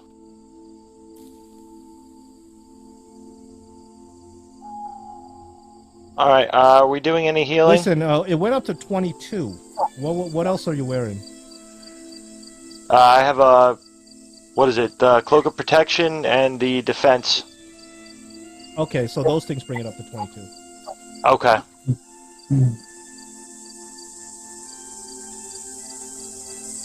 So now you have... It appears you found a glyph key that is attuned, first off, to this black gate to the south. And this glyph key will allow you to open all the white gates that you've seen coming on your way down here. The 4 white gates. So you can pretty much leave this whole little part of the zone. John? Yeah. I see I have 4 potions of healing in my pouch. Yeah. They're 2d4 plus 2. I don't have a button to click and use them, but if I put a 2 in the modifier and then just roll 2d4, can I use that and just drop it in the chat? You actually do have a button for potion I of do? healing. Yeah, if you look into your actions tab, you'll see a tab that says items, and it says potions of healing. Oh, okay. That's one of the Rob Tui scripts that automatically puts in the most common items in D&D. Automatically imports scripts for them. There, you might want to go jump in that pool, that healing pool. Yeah, that potion of healing. Oh. You know what? Here's what I'm going to do. I'm going to keep those 2 potions on, I drank them, and I'm going to go to the pool, John, if you guys don't mind coming. I would like to go too. Now come along. I'm gonna also point out, since you've achieved the attunement for the Forest of Recovery, you can also enter this black gate, which takes you back to the gatehouse. The gatehouse is a safe place to rest. That's where Sirana is hanging out. Okay. So You guys are in a better position now. You can actually leave this area. So what I'm going to do is I'm going to take a sip from this fountain, or pool. When you take a sip of the pool, you feel some healing properties. What the pool lets you do is you may gain all the benefits of a short rest, including rolling 1 hit dice without expending your hit dice. Okay. So what's a hit dice again? How do I do that without expending it? You know what your hit dice are. You have 2 types of hit dice, 1 for your warlock class and 10 for your warrior class, or for your fighter class. Oh, I'm only seeing 8 hit dice in general, and none for the warlock. I don't know if it went on there. It might not automatically add it. You might actually have to do things. Yeah, it depends on how Or you we leveled up. used it. Yeah. Or we used it already. Or yeah, you could have used it previously. So when you drink from the pool, you automatically roll a d8 for a heal, and you can take any other benefits of a short rest that you want. I thought it's the hit die. Wouldn't the hit die be a D10? I guess it depends on what levels of what class. Like the fighter is a D10. A fighter's a D10. I would be doing it with the fighter. No, you see, that's 8 d10s. You see that symbol for the dice? That's the a 8. d10. Yep. So So I'll you roll have one of 8 those. left. You must have used hit dice earlier for some other Yeah. reason. So I'll use one You of can those. use one without expending one when you drink from the pool. Yep. So I'm just gonna roll a D10 in the chat box. Yeah, you can go ahead and do that, and then heal that amount. That's 9, so you can heal that. So I can heal 6. Yeah, And John- that's what happens when you take one drink from the healing pool. Would you like What to I'm take gonna- another drink? No, but what I'm going to do is I'm gonna fill my 2 potions up with that. The 2 empty bottles, and I'm gonna because you said it's like a short rest essentially, so I'm gonna It save gives you those. like an instantaneous short rest with 1 free hit dice. So mark off that you took 2 potions with healing. Yeah, I'm waters. separating that. Yep. And also remember you drank from the healing waters, and also Dolrak drank from the healing waters too. What Can I I'm drink going, one more time? Yeah, you can. I'm gonna save these for the guy to sell them or see if because whoever that dude was at the Dolrak, Black Gate. did you drink a second time? No, because my game just seemed to crash. Oh. Yeah, I'm sorry. It's that's the consequence of having a whole bunch of awesome extensions and loading a whole huge campaign. Because when I run an empty game, like I would test run like a game with nothing in it except like one module, it runs pretty smooth. Unfortunately, I can't really do that with this whole campaign just because there's too much content that I can't just cut off. Especially because I've took so many notes just for myself to keep things oriented, so I can't just like make a whole new module and just call it that. So when this Tales of the Yawning Adventure, when this story ends and we go to the next one, my plan is to start a fresh new module, so it won't have this many problems. Okay, so are we staying here or are we going back through the Black Gate? Because that'll determine if I take my other 2 potions and fill them I up. would say we go to the Black Gate. That way we can do our long Dolrak. rest and get our spell slots. So Dolrak, did you take a second drink? I was planning on it. Listen, are you still in the game? I'm reloading Fantasy Grounds right now.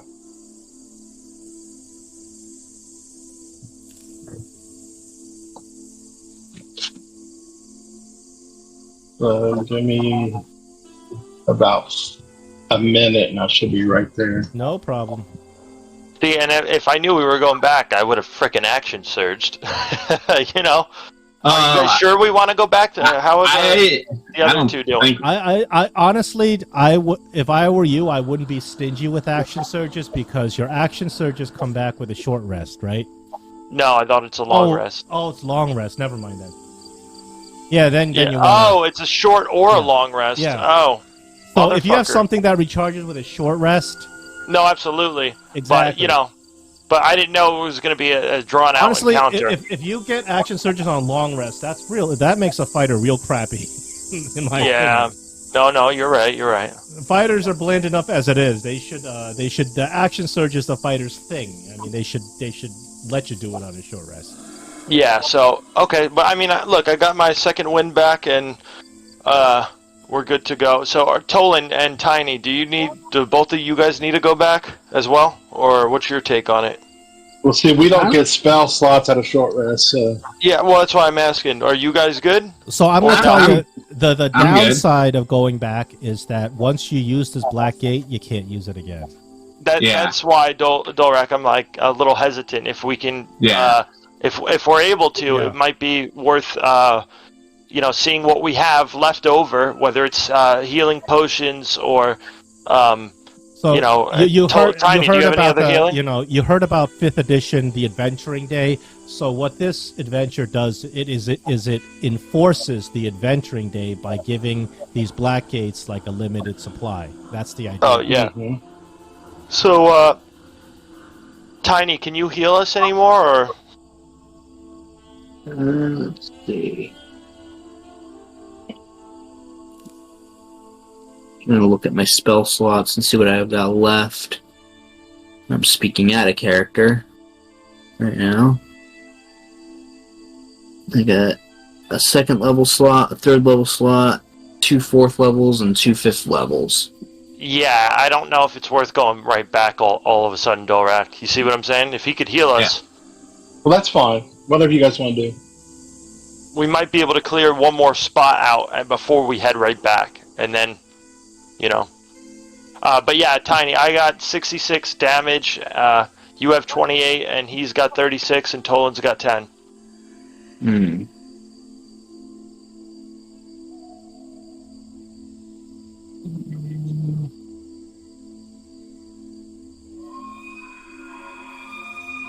You back, Dolrak? Almost. I got the games up. I'm just waiting for characters to come up. Yeah, that delay in characters coming up, that's also a product. That's actually a product of the. Remember, you were asking me about those spell tokens. Those spell tokens pretty much cause that. You know how it takes forever for your guys' characters to show up. Mm-hmm. So the spell tokens forces every single player to load a whole bunch of tokens when they join the game, and there's like no way around it. So when they're loading this token, it slows things down, and so it takes forever for the character to pop up. That's why I'm seriously considering just removing that extension. Because I mean, yeah, it's cool, you can drop a token down, but you know, is the cost worth it? And it's like something I ask myself all the time. Oh, this key, it just for the Black Gate? We can't go anywhere else in here, is what it sounds like? No, the key gives you attunement to this zone. This zone is called the Forest of Recovery. You have attunement to that Black Gate and all the White Gates that you guys pass by, and you We can go Okay, in and so- out of this cavern right now. We Yeah. can go to our left into where we probably Or saw the yeah. hook things, or the Or hook the ones, right, or or whatever. the top, yeah. Yeah. So I guess while Dorak, you're getting in, Tiny, I don't know if you figured out what you want to do for healing. Tolan, where do you want to go? Left, right, or top? I say we can try to go left. Okay. Hey, John, I'm just going to take the one drink because I got some potions I can use. Oh. Are you going to fill them up after you do that? That might be a good idea. Yeah, make a note of all the potions you filled up with recovering healing waters. Yeah, I'm thinking if Because we it use works, them more than once, it's it going works to be an different issue. than it's not the same as a healing potion per se. Just mark it off as a recovery. Tiny, did you come up with anything?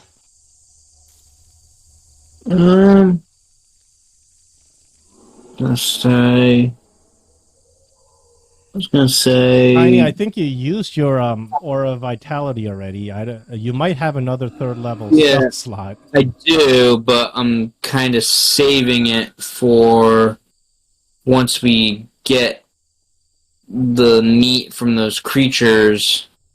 I can use sending to talk to what's her name. Well, you don't need to tell her that. We could just come back. Right. We can actually leave because we have the white gate to leave the area. And I've got like 2 4th level slots and 2 5th level slots. So Yeah, what we're hurting on is health. Yeah, you guys took a beating on that encounter. Yeah. yeah, you know And what? we don't see these barghests up here. You don't see them anywhere. You know what I'm gonna do? I'm gonna cast Cure Wounds on Zarek, upcast to 5th level. Okay.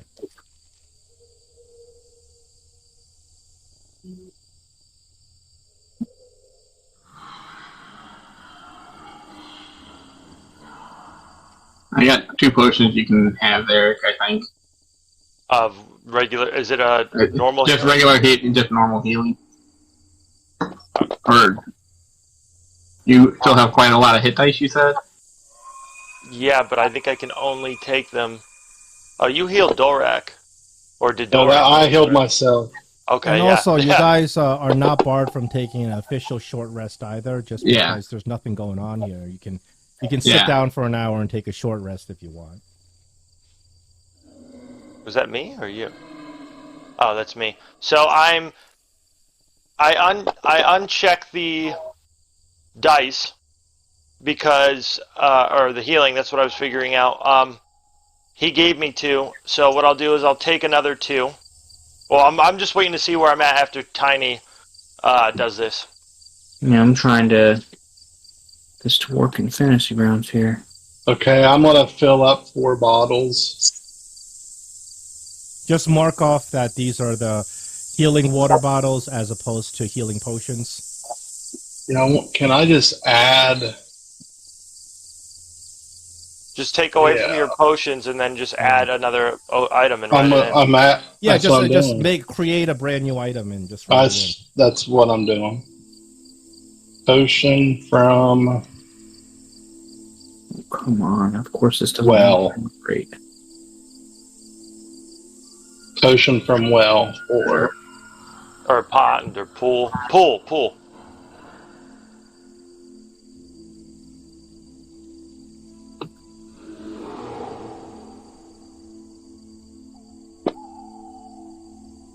Oh, nice. Thank you. So yeah, I'm gonna do 1, 2, and now I only have 2 left. Alright. Yeah, you guys are still a little bit beat up, but looking a lot better than before. Alright, so you used the 2 I gave you there? Yes. So Okay. now I basically have 0 potions of healing.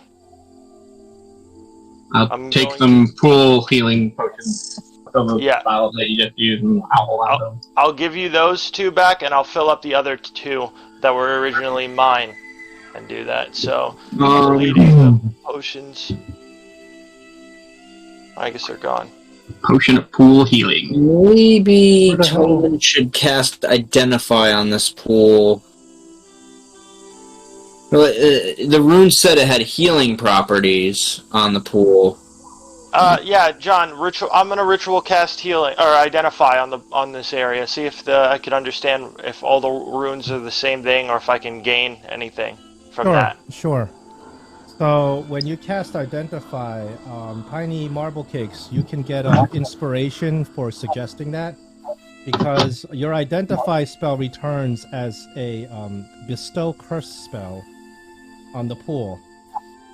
If you were to drink, if you are already under the effects of the pool's healing and you take another drink from the pool within a week, you get a really horrible curse. You get a Constitution save to avoid the curse, but should you fail your Constitution save, your maximum hit points goes down by a half for a week. Oh, that's So you guys took a whole bunch of bottle of cursed water. Luckily, Dolrak, at the very last minute, you changed your mind and said, "Nah, I won't drink it." Oh, I didn't share. We identified it before he took your second one. Yeah, I didn't share this. I'm saying, Dolrak, drink it. I'm just kidding. It gives you a wish spell. Could you believe it? So it tricks you by giving the first hit you take, it gives you some healing. So that's how it tricks you. And then the second time you drink from it, it curses you. Alright. I will so know. then those 5 bottles are water. useless. No, you could wait a week, or you can sell it to that guy. Is what I'm thinking we could do. If we pool the bottles together, we could say to that what is it? His name was Mogwai. He was a fellow tabaxi like Tiny. Yeah. So maybe we could sell it to him, and leave out the other part. But just leave, tell him what it does, and say, As hey, a paladin, that would be not noble of me. well, I'll do it. can't I'm not a lie. paladin. You don't have to do it. I'm not going to tell you I'm going to do that, but I am telling you. Well, we just prescribe them. Whoever you sell these to, they can only drink 1 a week. That's all. All right. With that said, on our way here, John, I would have looked in those bushes to see if the goblins were there. The If they goblin reverted seems back. to have disappeared. Okay. The goblin / barghests. And since we're up here, I'm also going to just do a little walk around and keep my eyes open since we've already cleared this area, and see if I can find them anywhere up here. No, they're not hiding anywhere up there. All right. So guys, let's go to that gate then. Yeah. Yeah, I say we give this one a shot. Do we see a creature on the other side? So you're looking at this gate. So this is the gate. Previously, when you passed by, you stared at the other side, and remember, it was obviously the whole area is very foggy, but you were able to see the fog clear momentarily, and you saw what you think was a bipedal creature with hooks as arms standing there next to a pool or something. You know what? Sounds like a hook horror. Would you like to roll a history on hook horrors? Sure. Does anyone want to help? Can I get advantage with that? I will give you advantage because Sarkala sent you here for the hook horrors, so she must have imparted some knowledge about these things. I think she did. Yeah. Too. I'll roll. Oh, I rolled. If you want to roll too, that's fine. But I had a +7, so if you have a better one. For history? Well, you already rolled, Yeah, so I'm going to take that roll. And Alright. Sure. so this is what a hook horror looks like. Oh, my ex. No, I'm just... Yeah, it's your ex. So, as far as you know, from the information that you were able to glean from your own knowledge and from what Sarkala had told you, hook horrors originate in the Underdark. They are fierce predators in the Underdark. They have these hunting grounds, and they're very territorial with their hunting grounds. These creatures dwell and communicate sort of like with echolocation, where they kind of click and clack at each other in order to be able to communicate. So they don't need vision to see you. So you can't really, blinding them doesn't really do anything. These creatures have a head like a vulture, a body like an owlbear, and these two horrible looking hooks. And they typically, they hunt in packs. So a very, very nasty creature. So you said that they are territorial. Yeah. So that tells me two things. One, there's the way this is looking. We had displacer beasts, we had undead, we had barghests in this area. Chances are there might be hook horrors and other things in the other area. I don't know what. That seems to be what's going on here. So my idea is if we encounter them, maybe if we go there, they'll definitely attack us, but perhaps they'll also attack whatever is there as well, because they're territorial. I'm assuming they would stick to their hunting grounds, and everything would be a free for all essentially. Them versus us and whatever else versus us versus those two and that other whatever. You know what do you get where I'm going with that? Does that make sense? I pick up what you're putting down. I don't know. I'm just saying it might be something to consider. If they're territorial, perhaps they'll attack us and everything else. Or, I mean, I don't know. Maybe they're fucking friends like everything in here was. These monsters, you would imagine they probably attack you on sight. Unless unless their hook horrors, as far as you know, are not known to be very intelligent. Which is why I'm saying perhaps we could, I don't know, get something to attack each other. But, I mean, I think it would be a little bit more difficult not difficult, but we would have to plan something like that. And I don't even think we know where they are yet, so I'm just putting that out there. But I think John, I think we're ready to go into the next zone. Okay, so you put now that you obtain the attunement, you put your key to the white gate, and the white gate shimmers and disappears momentarily, so you can step through. Worst comes to worst, we book it out of here.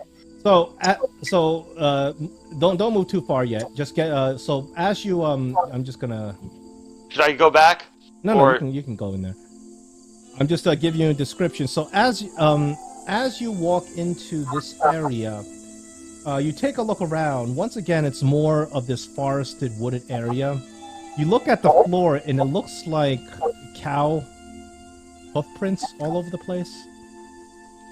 And you see directly in front of you appears to be this bipedal figure that you saw before, with hooks as arms. The figure is standing completely still, and in front of the figure is a pool of water. You can roll a... I will take one from Zarek and Dolrak, a perception check. Oh, boy. Oh, perception.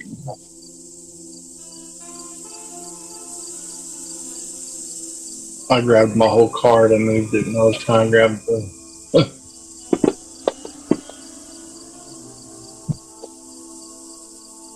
Dolrak, you hear somewhere in the distance, you hear some... It sounds like... Remember when you were fighting that armor? It sounds like clanking, sort of like that armor. You don't know where it's from. It's coming somewhere way in the western area. And this Hey guys, I hear some clanking.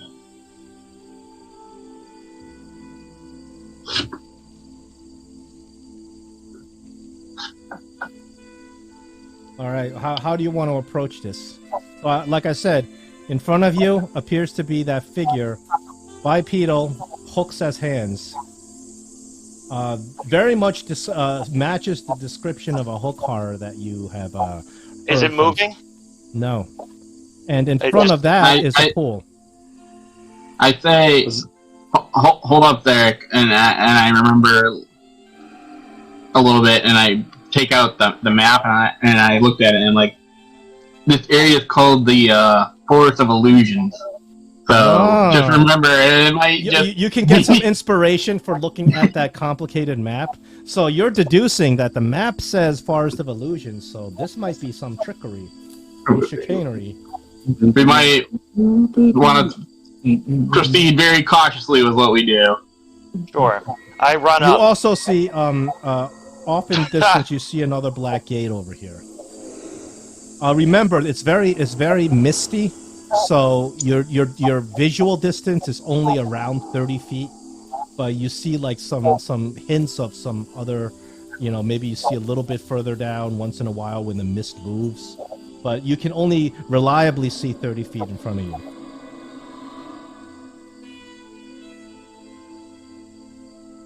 Alright, I'm going to move up to the bush.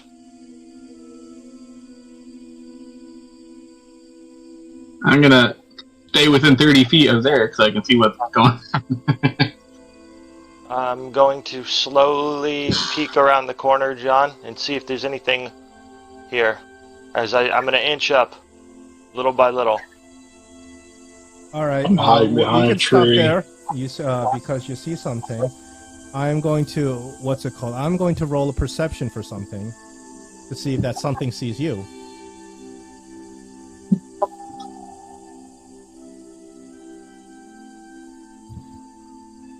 Hold on. All right. You see that? You see the thing. The thing sees you. We roll initiative. Nobody gets no surprises.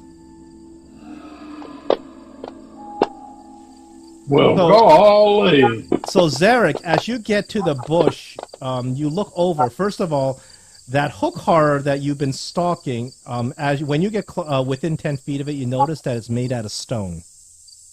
Great. Deep to the south, hiding in an alcove, is this bizarre ox-looking beast. It looks like an ox, but it is made out of metal. Yeah. It's got these long, disgusting, sharp-looking horns that look like they can gore the hell out of you.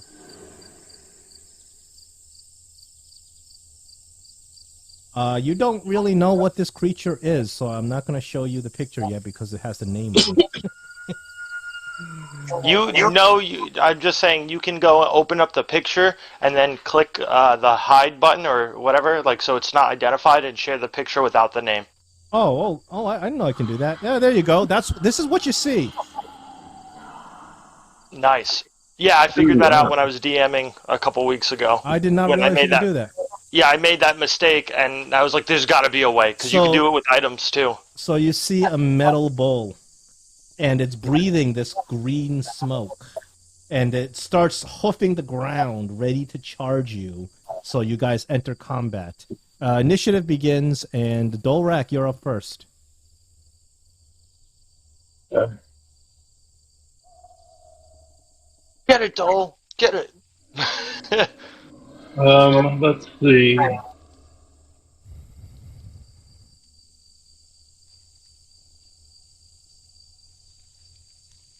I'm gonna holler back to the guys and say that there's two of them here. I see one to the northwest and one to the south. Yeah, you see that one in the north too because it's in your vision.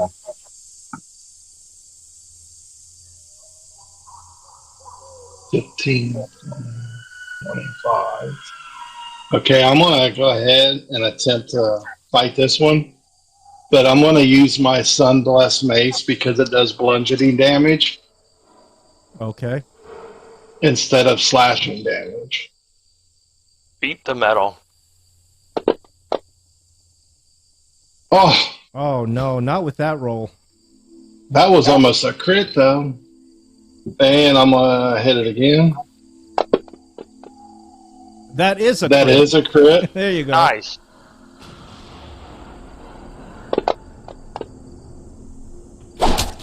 And he's took a little bit of damage. So I will finish my turn. Okay, that was your turn, and then you got to restart the round. It's on round 6. Oh, that doesn't that. Yeah, I should restart that. There we go. Because it helps us keep track of what the hell's going on. Yeah. The creature moves out. Since you engaged it, it's not going to make a running charge at you. Instead, it's going to do something worse. Probably acid breath. Worse. Oh. Yeah, it's got both of you. Wow, okay. Shit. So, it targets both of you as that green snot stuff it's blowing out all of a sudden flies over at you. And you guys do a Constitution saving throw.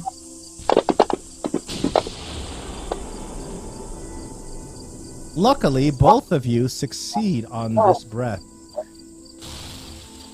Thank you, God. Mm-hmm.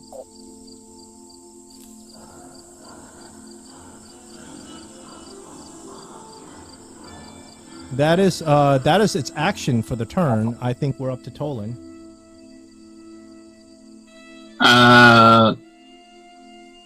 Tolan will. Let's see. 1, 2, 3, 4. Come to see what's going on over here because you back try not to be between squares because it confuses us. Yeah, just pick one of the other. There you go. Yeah. I'm back here. Try to see what's going on over here. See that Dolrak is in the midst of action with this bull over here, and I will cast a fire bolt at it. Actually, no, we will do Hold the Dead on the creature. Hopefully it's not very wise. It's not wise, but it rolled the hell pretty well. It rolled a 19. I mean, what do you want me to say? But I did see that there took some damage, and I will, from a distance, and I will back up a little bit. hopefully out of its range from anything. And then that will end my turn. Alright. So, Tiny Marble Kick's not exactly seeing what's going on, but knows that there's something going on. There's bulls down here. Tiny, can you see these creatures? No. Okay, so you know there's some She knows yelling, there's some on. armor clanking, there's some And axe that's swinging. one. Get over here, you two. Don't bunch up to Tiny and Tolan. Yeah, you guys know that this thing is a cone, is breathing out a cone, and bunching up, probably not the best idea.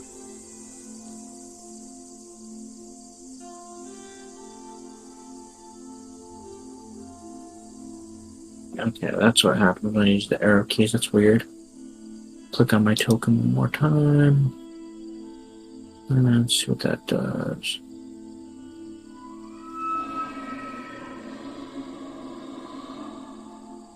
Nothing. Oh, must have done something.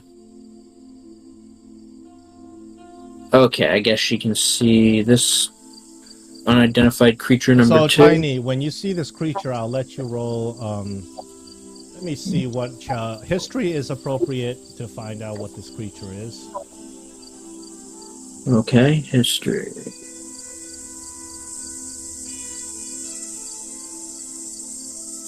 Ugh, the arrow doesn't turn into a glove yet. Oh, come on. Yeah, it's kind of awkward trying to implement the recall knowledge thing in 5th edition because it's not like you have a resource that you expend to try to do a recall knowledge, and I won't charge you an action to do this roll because it's not fair. So it's kind of hard. So what I do is I just kind of, I guess every encounter, I give I'll give one random character a chance to do a recall knowledge. So that, and it really helps if you roll well, you can learn how to encounter this creature, because otherwise you're just sitting there with a trial or error. So there it is. It's better. Yeah. So depending on how well you roll, I might tell you a little bit or a lot about this creature.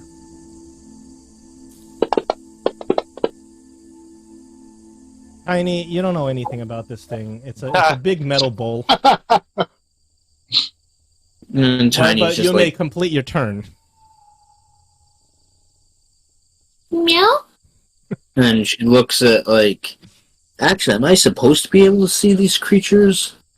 Thorak and the creature? Well, can you see them on the map? I can see them on the map in real life, but... Well, if your character can see it, then you're able to see Yeah. it through whatever. If your character can see it, then you can see it. Because Okay, the vision on the map... But technically, they're a little bit off, so you can't see... from where you're standing, they're a little bit obscured. Because your vision goes up to 30 feet. But when the mist clears a little bit, especially with all this fighting going on, you can get a good look. Okay, well, they've got partial cover, so... Cover only pertains to attack rolls or spell attack rolls. It does not pertain to any saving throw. Let's see.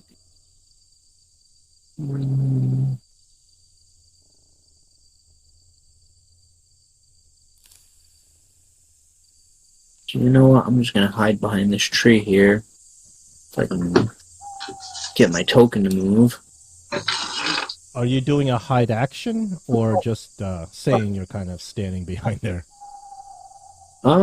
Actually, if I can take the hide action, that would be cool. You can always take the hide action if you have cover. So what you do is you roll a stealth. I will compare it against these creatures' perception. Alright. Well, why is this saying I'm wearing armor? That it's not going to give me disadvantage. My armor won't give me disadvantage on the stealth, will it? No. Not unless you're wearing, like chainmail or something. Let me see what kind of armor I am wearing. Let's see. No, you're not getting disadvantage on stealth. If you were, Okay. that thing would be checked. It's not checked.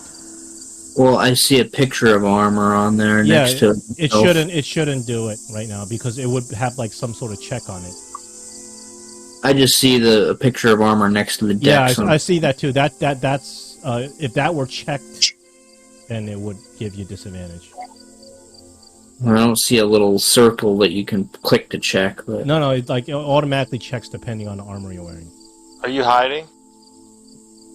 Well, roll a stealth to I just successfully. gotta get this crosshairs to cooperate. I'll put it against their passive perception. So go ahead and roll a stealth. Alright.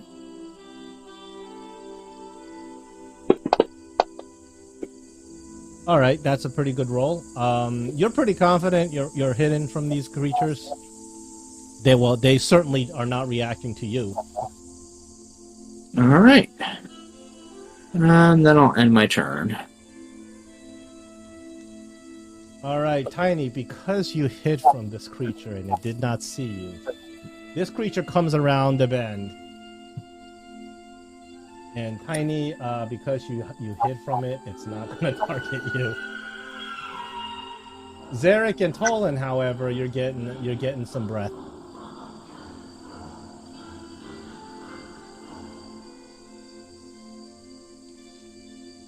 All right, it's not a hard roll, but you don't want to fail it.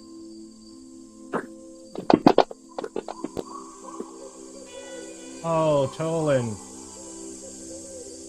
So the creature breathes out this big cloud of this acidic stuff. It flies right by Zarek. You tough it out. You hold your breath in. You don't breathe any of it, and it doesn't affect you. But Tolan, unfortunately, it caught you at the wrong time. You just happened to be taking a breath in when you take a whiff of this stuff, and you realize in horror that as this toxic stuff goes into your body, you realize that it's slowing you down. You feel your joints getting really hard. You are now restrained. You may repeat the same save at the end of your turn, and you want to succeed on the save. Zarek, you're up.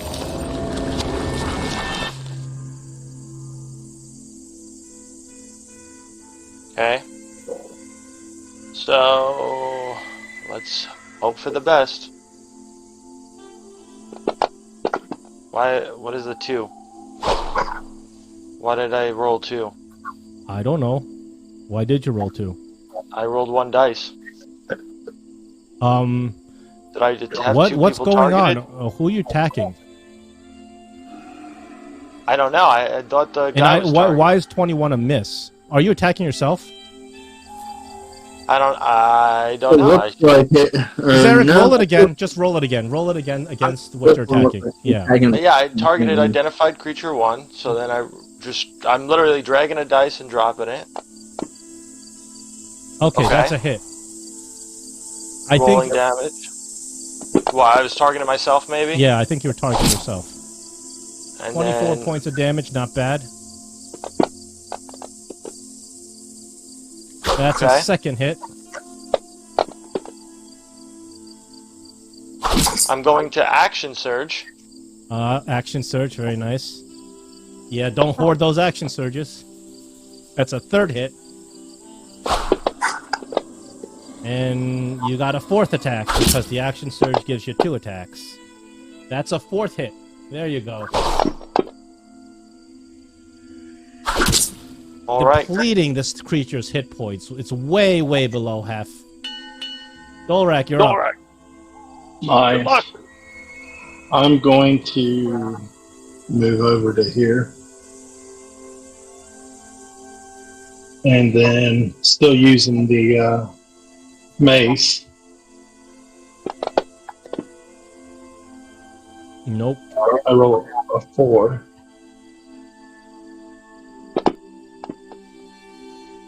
And a 5. Dolrak, what's going on, man? Where are these I might rolls? change my dice. What's up with these rolls, man? I don't know. Pretty much that's all I can do now. Okay. The creature's up. Oh man, the creature has recharged his breath. I'm gonna change eyes. The creature still does not know where Tiny is. Its immediate threat is Dolrak, so the creature is going to breathe his breath on you, Dolrak. You're the only target. That's why I moved over there so it couldn't get nobody else. Yeah, that's smart. It's going to attempt this Constitution save on your part. Excuse me. Ooh. Dolrak, you easily make that Constitution save. Because that breath takes its entire action, that's its whole turn. Tolan, you're up. You are restrained. At the end of your turn, you must roll another Constitution save. Now, am I physically restrained or emotionally restrained? This is some sort of horrible condition in your body that's Okay. preventing you from moving. Is what the best way to describe it. I'm saying, like, if I misty step, I'm probably not going to get out of it. I'm still stuck in it. Gotcha. Yeah, well, no, if you miss the step, you will still be restrained, but you will be somewhere else. Yeah, that's alright. We'll just attack from a distance. We'll do some Toll the Dead on identified creature number 1 that just hurt me. And we'll see if I actually hit it this time. Oh, the creature once again rolls a 17 on the dice. It's only got a +1, but the roll's the roll. What are you going to do? Roll the roll. At the end of your turn, you have a Constitution saving throw. Does he have advantage? Or not advantage, inspiration? He has Bardic Inspiration, it looks like. Yeah, you might want to use that. I'd recommend using the Bardic. You can use both the Bardic and your DM-granted inspiration. They're both available to you. I would use one or the other. Alright, we'll do the saving throw. I'll do the Bardic Inspiration. Okay, Tiny put on his Bardic Inspiration, so he gets that extra little something. Constitution saving throw. To get with the program. Well, it's not my computer, because when I exit out of Fantasy Grounds, it works fine. Is your Bardic Inspiration a D8 or D10? Let me find out. Let's see. At level 10. I'm assuming it's a D8, but I want to make sure. Inspiration. It's a D8. It's a D8. I just checked. Yes. So, actually, at 10th level, it's a D10. Oh, it is? Yeah. Okay, it's a D10. So, Tolan, just roll your save and then roll another D10. Oh, you need that D10. Tolan, Tiny saved your life. You shake off this restrained condition. You don't get the second phase of it. The second phase. You don't want the second phase. Tiny, you're up. Tiny has quite literally saved your life. Alright, I'm gonna with his Bardic Inspiration, because if that 13 would have failed. I was truly inspired, Tiny. Tiny's little cat song has brought you back from the brink. And then she's gonna look at this unidentified. What's Tiny's loot do? Can anybody tell me that? What? His loot. Whose loot? Tiny's loot. Tiny's loot has its own complicated mechanics that I roll for him, but he hasn't used it yet. I know he hasn't used it since we've been playing. That's why I was wondering. He has. I don't think he's even. He has to tune. Oh, are you talking about Arden's Folly loot? Yeah. Loot? What it does is he can take a risk. He can roll. It's like gambling. You can take a risk and put in some gold, and if he rolls well, he does super extra healing. But if he rolls poorly, he loses money. And also, he can. It gives him some extra spells. I haven't attuned to it yet, but instead, I'm gonna. You are hidden. Remember that. Yeah. So if you were to make a spell attack or something, you'd have advantage. Okay, well, what I'm going to do, because Tiny Marble Cakes does not know anything about these creatures, looking at their metallic things at a game, I'm like, okay, they might be constructs, but Tiny doesn't know this, so she's going to target this guy, and she's going to viciously mock him.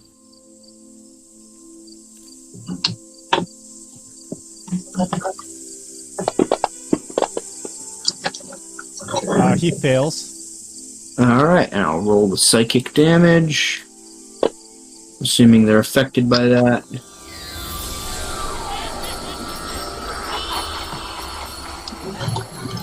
It doesn't say they're immune, so I guess they take the psychic damage, and it takes this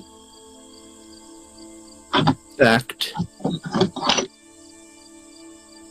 And then I don't know if that'll give away my position or not, but if it doesn't, I'm going to end my turn. All right. Very nice. Now we're up. Oh, man. He recharged his breath. He's going to utilize the breath. Now, Tiny, now that you have made yourself known to this creature, let's see if he can get you in his little cone. Yep. Ooh, 3 of yous. Yep. All right, he's gonna roll you guys a Constitution saving throw. Hold on, he's gonna have to target all 3 of you first. He's gonna roll a Constitution saving throw for the 3 of you. Oh my goodness. 3 failures. Hey, so re-roll me, please. What do you mean? Re-roll my save, please. Why? Indomitable. Oh, that's right. Hold on. Does anybody else have anything that's gonna make them re-roll a save first? Oh, is the Constitution save? Yeah. No. It's the same crap that affected you last time. So, Tolan, you're restrained. Tiny, you're restrained. I'm going to re-roll Zarek for his Indomitable. And Zarek, I wish you luck. Wow, are you kidding me? Zarek, you're Double restrained. failure. Things are looking not so good. Zarek, you're up. You are restrained. At the end of your turn, you have a Constitution saving throw. But you may complete your turn as normal. Sounds good. Oh, disadvantage. Still a hit. Yeah, it's still a hit. Your attack bonus is pretty high. Ooh, this creature is not going to survive another one of those hits. Oh. Alright, I'm gonna use my inspiration. For what? Please roll for my saving throw. Oh, yes. Yes, use your inspiration, click on advantage, and roll a Constitution save. Oh, okay. The DC is 16. That's the magic number you need.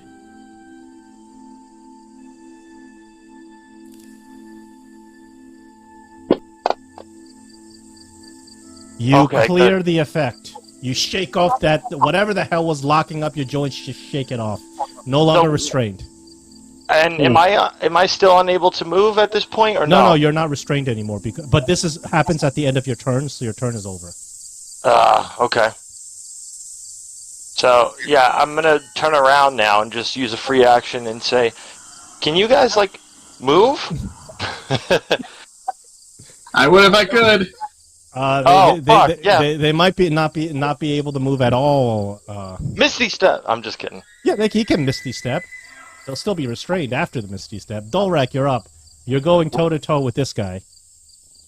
Okay, now I can use my heirloom battle axe if I want. Sure. No, nothing's stopping you from that. Alrighty.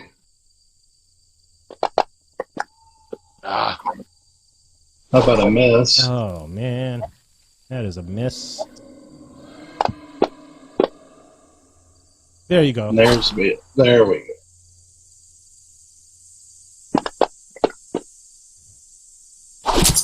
Alrighty. That's a good hit, but you got quite a ways to go before you kill this thing. Yeah. Okay. I'm going to stand my ground. Okay. Actually, yeah, I'm going to stand right there. Go ahead. All right, now it's the creature's turn. No recharge. Wow, these creatures are rolling freaking recharges. That's what kills you when they roll the recharge. So the creature at this point, because it sees that two of you guys have been hit by the breath, he's gonna go after one of the guys that was hit by the breath. He's got a running distance to Tolan, so he's gonna leave your space, Dolrax, so you may take an opportunity attack as he does so. As a matter of fact, you know what? I'll give you an opportunity attack because he's going to go through your space. He doesn't care. He wants to impale Tolan. Okay, give me a minute. Gosh, my roll. Dolrak, what's going on with you, man? I'm gonna have to put some Another pink thing is, dice on. Dolrak, your aura would really help out with. Everybody? It's too late now. Yeah. But Yeah, I was gonna say that too. I was like, which one am I attacking? Number 2? it's number 2. He's running past you because he's on his way to Tolan. Okay, My yeah. aura that don't reach like, everybody. let me see.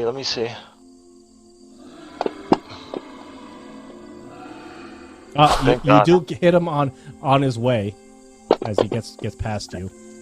I slap him in the butt. Ouch. Yeah, my aura don't reach everybody. No, you have to be close. So No, 10 feet. Oh boy. this bull does what bull gonna do. He comes over in attempt to gore you. And seeing that you're restrained and easy to hit, that's why he's coming after you. Olay! Oh, and he misses with double single-digit rolls. Congrats. After he does a gore, he gets a bonus action hooves. Hooves are still bad, but not as bad as the gore.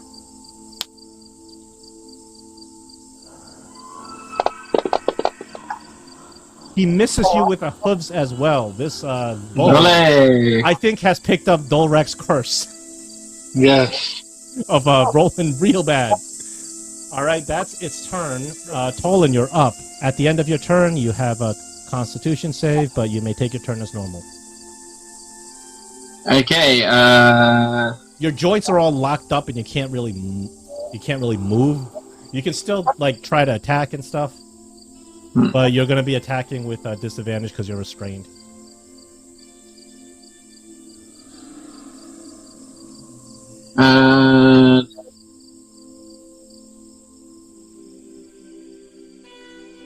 With that in mind, so I don't want to do melee attack. You can. You're just going to be attacking at Need disadvantage. disadvantage. Your Yes. joints are all locked up. You're feeling enfeebled. Yes.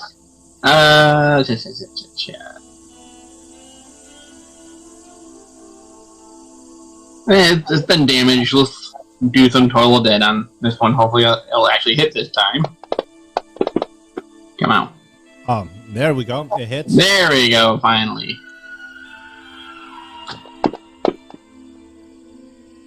Load the damage.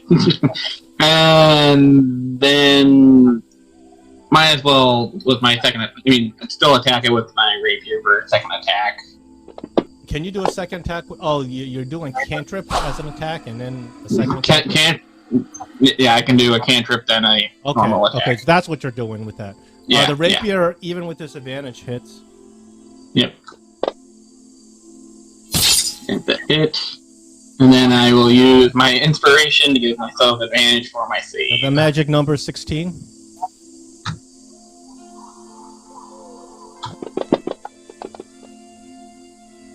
Not enough. Tolan? Oh boy. Tolan turns to stone. Uh-oh. Tolan, you're out of this combat. Tiny, you're up. Wow. All right. So, Now you know these creatures' true ability. This is what they all do. right. It's Because not- now, if I'm restrained, I can't use spells that have somatic components, right? I wouldn't rule it that way because you can still attack with disadvantage, so I wouldn't. If you were paralyzed, I would not let you do that. But not restrained. Think of restrained as let's pretend something's there's a kraken grabbing you or something. You can still cast spells. If you can still even attack, it'd just be at disadvantage. So I won't limit your spellcasting. Okay. I'm gonna check some.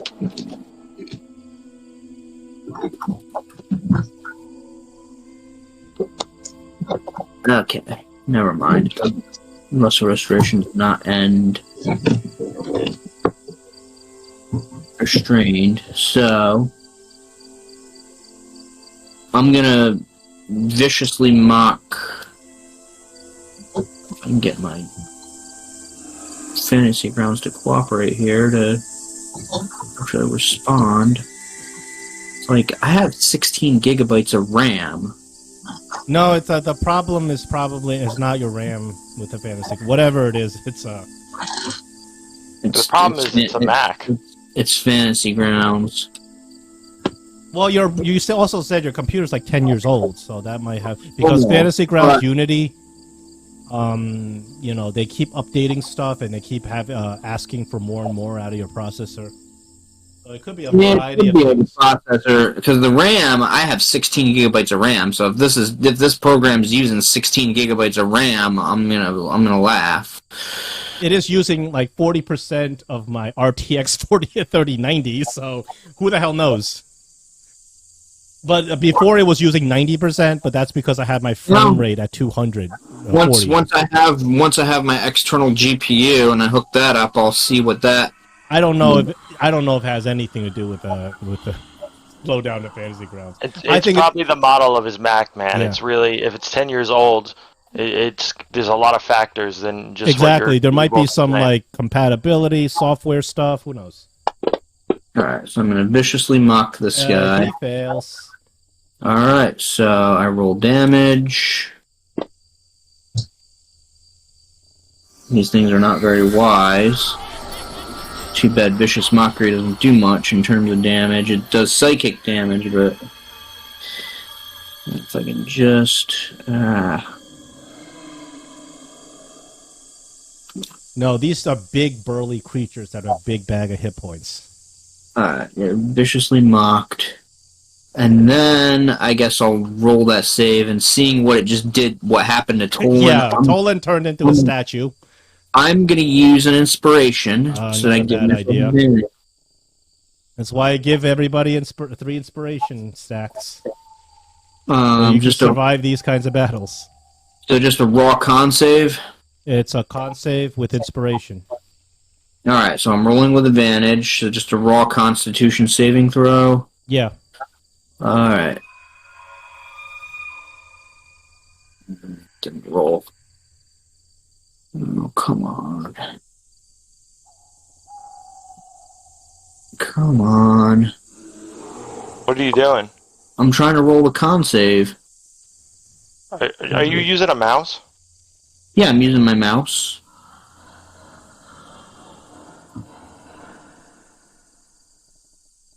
Oh, come on.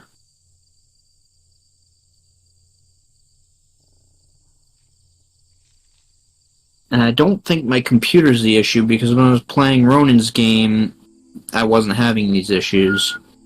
Oh, it might be the thousands of extensions I have loaded. Could be that. I'm probably doing this. Let me try. I will try rolling it for you, if you don't mind. I'll give you advantage, and I'll roll it.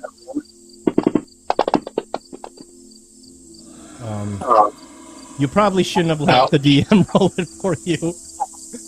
Tiny, you turn to stone. Okay. Ouch.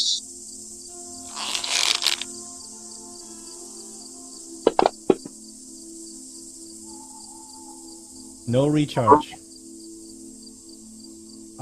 These gorgon creatures love it when you're stone.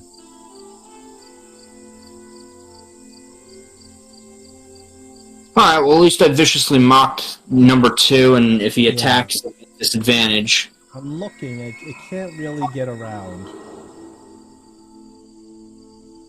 In that case, it's just gonna attack Zarek. It hasn't recharged its breath, so it continues to attack Zarek. Because it hasn't run, it only has 1 attack. That's the hood's attack.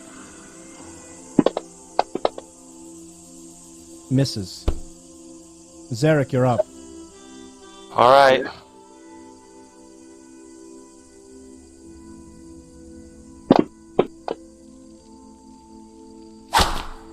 Wow. You chopped this Nice. creature into a bloody mess on the floor.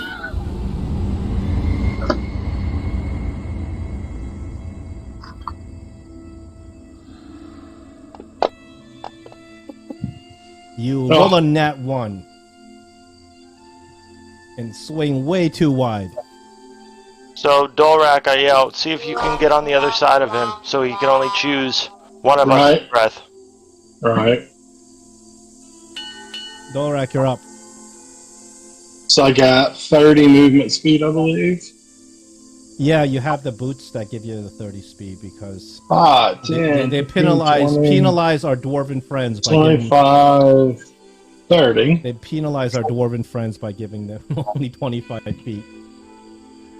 I'm going to use my bonus action for ensnaring strike.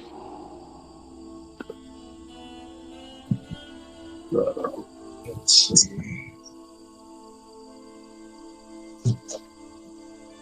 Effect itself. I guess I gotta roll a save first. Is that how that works? I believe after you hit it, then you roll the save. Because if you miss it, then that doesn't do anything. Oh, okay. So I put it on myself first then. Yeah.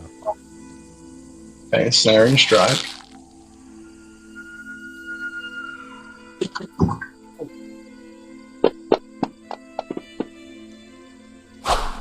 That's a miss. And Well, you missed it, so.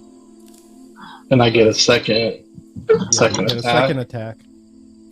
So the ensnaring strike, I believe, lasts until the end of your next turn. So if you hit it the second Yeah. attack, you can still try it.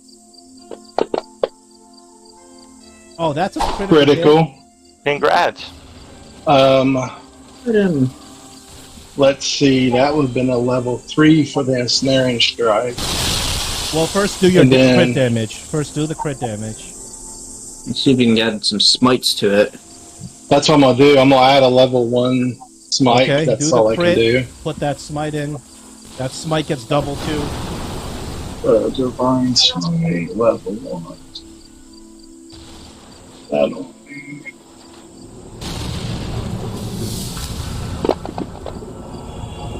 You roll a big handful of dice on this thing. And then now you can roll its save. Where's the inspiration?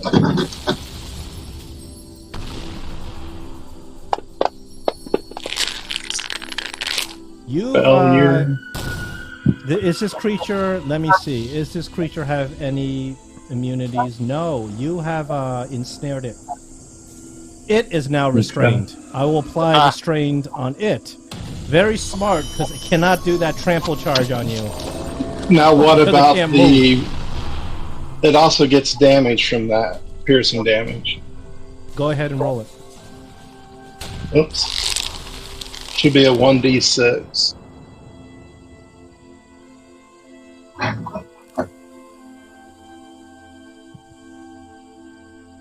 You want to roll it, or you want me to roll it? Well, I was trying to figure out. I hit the button.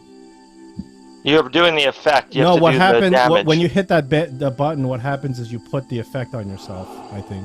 Well, so no, how that works is you do that and then you do the attacks. That way it goes and it procs essentially.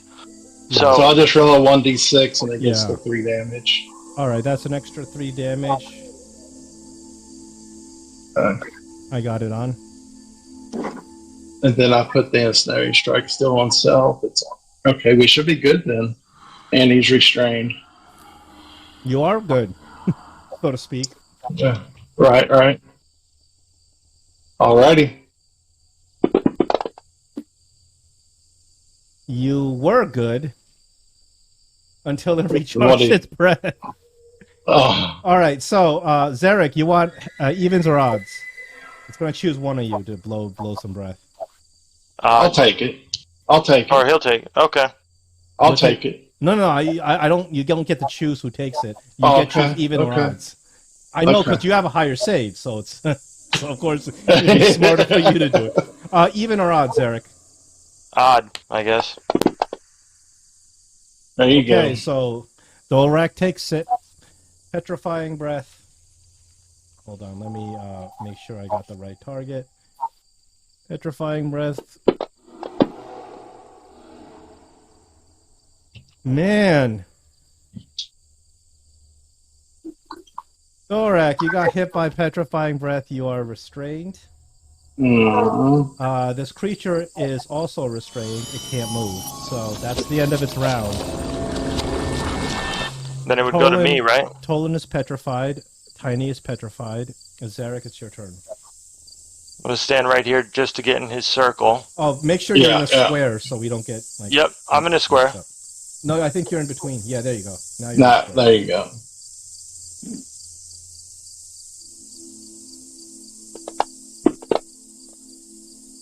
Nice. There we go. It's that restrained is really helps out. That kills it. All right. So even though this creature is dead, combat doesn't end until Dolrak rolls that last save. Because we gotta see if Dolrak turns into statue 2, which would leave you all by your lonesome, Zarek. Can I roll it? Yeah, that's what I'm saying. Oh, okay. Dolrak, what's going on? Zarek, you are left alone with 3 statues. You can Okay. wait till Neris comes back. Maybe he's got something to help. No, I have a hammer. I'm just playing. Ha! Maybe you can take some of Derek, that water out of that pool and at throw this on us. time, I will allow you for these gorgons. Let me see. Let me think about what. I'll give you multiple skills that you can roll on them. You may roll a Arcana. You may roll a History. You may roll a Medicine. Any of those skills. They have different DCs to see if you can find a way to help your stoned teammates. And I don't mean Alright, stoned in the fun way. Yeah, I know. I was thinking that. Tower, right? Yeah. All It right. doesn't I'm gonna matter, obviously. You either know you... I'm going to tell you go- know Okay, you don't. I'll do it in the open. Okay, it doesn't matter. I'll go with the history first. No, Let's see. you only get one or one the of other? one roll. Sure. That's 22 fine. is pretty good. 22, Mhm. the DC was 20. So, Zarek, you kind of think about in your training as a Gith, through the thousands of years that you've experienced in training as the Gith, you have learned from your mentors about multiple different types of material plane monsters, especially not this specific creature. You never heard of this creature, but you've heard of another creature called a basilisk. It's a 6-leg creature, and its bite can turn people into stone. And you believe that this creature is using some similar kind of mechanism. You recall that the way to cure a basilisk, a person who's turned to stone from a basilisk, is either to use extremely powerful magic, which none of you have access to, or one of the things that you can do to cure it is to bathe the petrified creature in the basilisk's blood within 3 days. So I'm gonna take the blood from these things Yeah. and start lathering the statues up with him. So you lather the statues up. Nothing happens immediately, but you also learn from the basilisk that it takes several hours. All right. So you're not like feeling hopeless. Dolrek, by the way, your aura obviously is not on right now because you're incapacitated. And you guys, you can still talk out of character. I know you guys, your characters are turned to stone. So Zarek, you're kind of in not in a great spot because you're alone. Your party has been petrified. You're hoping that what you tried has worked. And you look at this hook horror statue. You realize what happened to it. This probably was a hook horror, and probably was turned to stone by one of these creatures. So if I feel bad for it, should I do that to the hook horror too, John? No. Yeah, it might not be a bad idea. Then we can at least get a tissue sample. No, but take some of that blood with you in a bottle or something. That way we can take the hook roar back to that lady while he's still in stone form. And she And we wanted it won't have to- alive. She said if Yeah, you but- get one alive, think about that. If we get it, if I bring this back to her, she didn't specify you have to get it alive. No, If it's John, stone, you said she said that she wanted it back. She said if you get it alive, great. If not, Yeah. tissue sample will work. You don't have. They don't have to be alive. She said. So she be wouldn't happier prefer if it. she would be happier if you brought it alive. But how are you going Okay. to bring this horrible beast back alive? Well, You could weigh hundreds of- If it's stone, we'll what I'm carry saying, it. what exactly? Or has it already been past the 3 days or whatever? That's the You don't know. You don't know. Well, it more than likely won't be. I mean, it probably wouldn't work. But I mean, hey, I was trying to come up with something. Hey, What are you going to Yeah, do that's what I about was saying. your predicament with this with your party members here? So, what I would like to do is, well, what's around me in regards to this immediate area? What does it look So like? immediately, what you see before you, there's a black gate. This gate you have no attunement to. Sure. There is a pool of water, which appears to be one of those feeding pools. It doesn't look like that magical pool you saw before. Sure. It's one of those feeding pools where these creatures were being fed, and then it opens up to another kind of big chamber to the west. Yeah, I saw that when I was, where was I? I was right here. Should still be able to move. Yeah, I saw that. Well, what does the ground look like? Is there anything? So what I'm thinking is I'd hold out here and try and make a defensive position. If I'm gonna wait here for a few hours, I don't know if it's possible, but you know what I mean. Or the other thing is I'm not gonna leave them, you know, but I'm gonna try and hold out and guard them for the meantime. If you do leave them, you're kind of more vulnerable by yourself. Well, I meant anything could happen to them if I leave them. I could always go back to the gate. No. Yeah. Well, if you use the key to go back to Serana, maybe she could do something for us.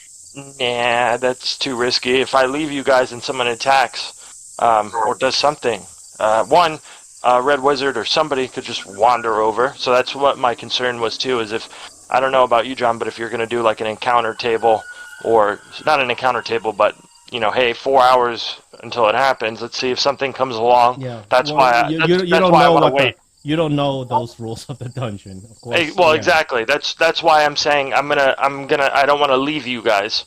So I'm gonna hold out until they wake up, and basically just meditate and rest. Even if it turns into a short or long rest, it's all I can do is wait.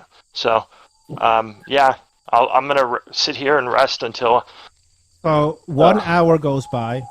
You look at these statues, and you're a little bit glad because it seems like it might be working, because you see that some of the skin tone is returning on their bodies. However, they're still frozen in a statue form. Do you continue to wait? Yes. Okay. Yeah, another hour goes by, and you see that like Tiny's hair has returned. You know, like the fur has returned.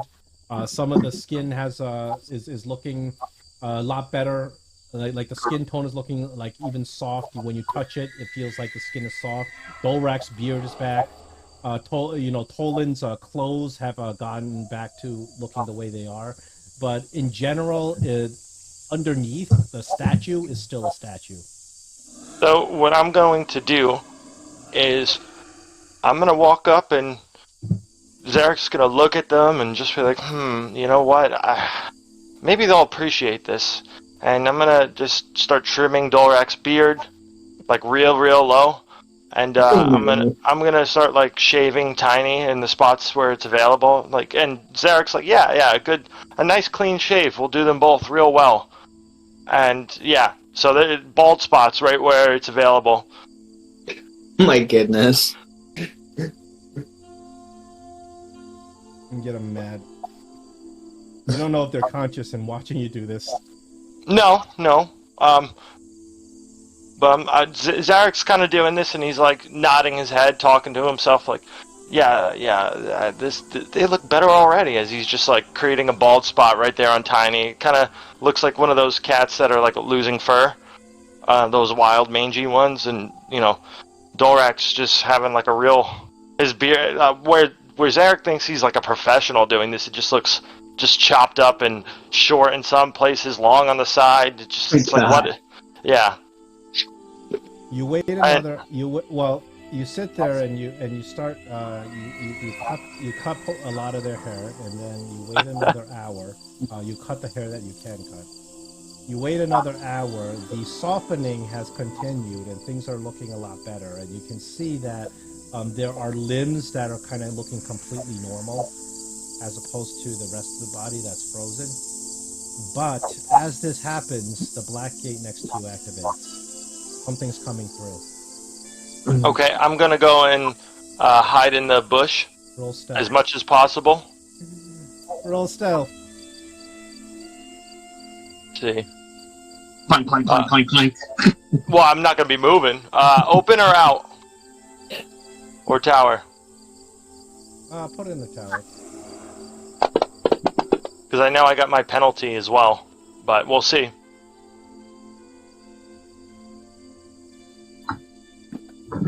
I'm just trying to get real deep in there and just sit and watch. Or not sit, but like crouch and watch.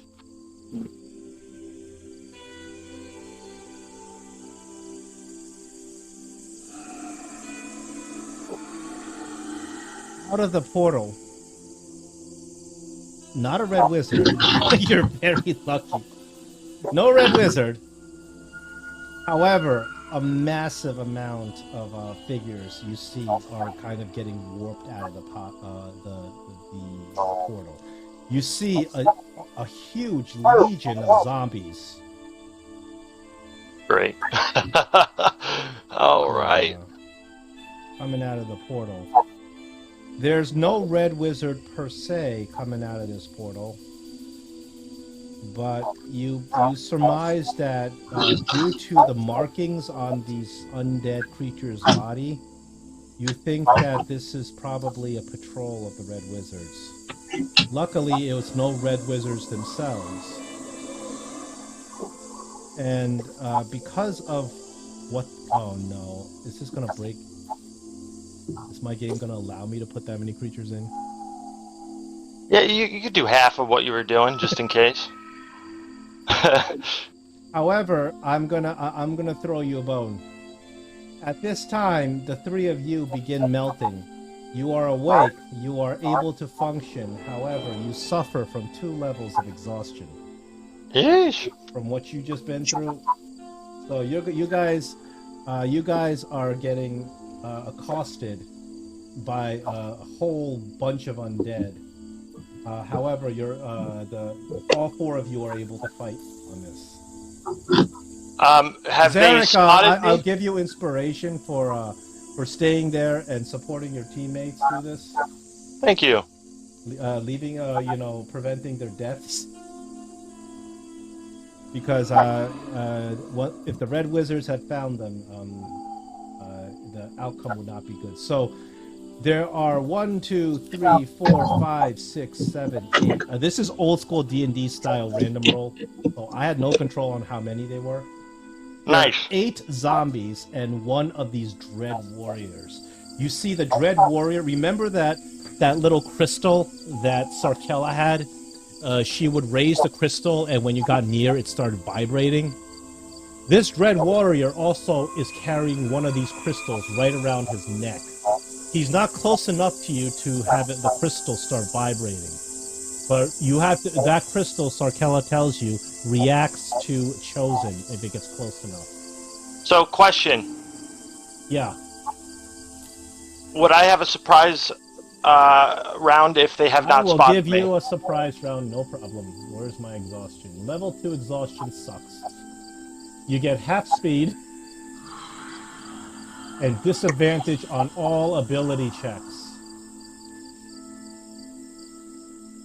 That's not too bad. Yeah, you're right. It could be worse. Because level 3 exhaustion is disadvantage on attack rolls, also. And saving throws. Yeah. Level 6 exhaustion is a dirt nap. Permanent. Yeah.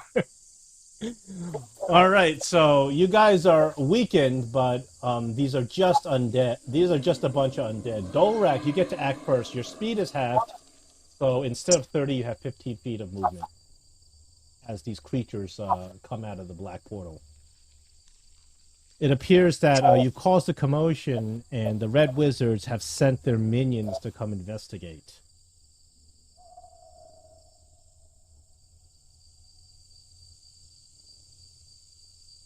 Dolrak, you just wake up from being petrified.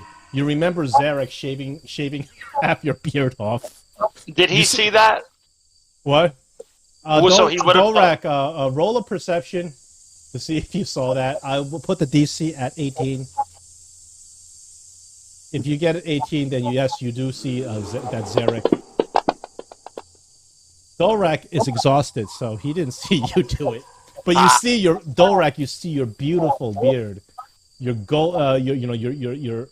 auburn beard, with the highlights and streaks of gold. Half of it's like on the ground. And Zarek's gonna notice his face. Dolrak, what's your reaction facial-wise when you're grabbing and you're like, "What the hell happened?"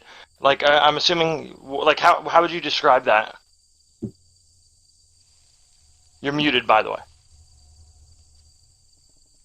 He can't even speak. He's so upset. Yeah.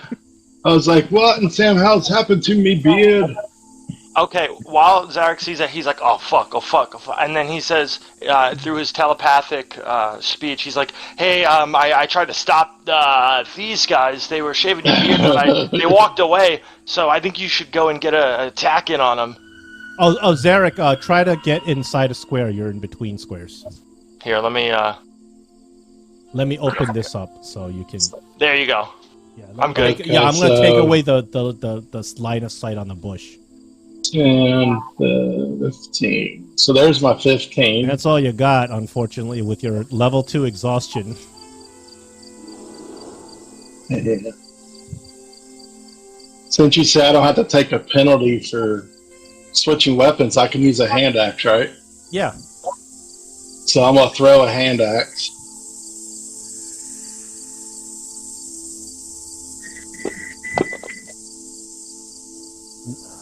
That's a zombie with an armor class that is negligible, so you hit.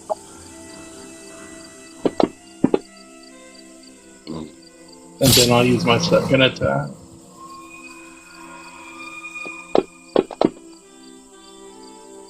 Another hit.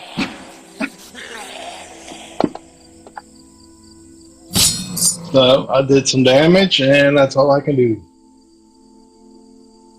Tolan, it's your turn. You come back to life with half speed and disadvantage on all your ability checks.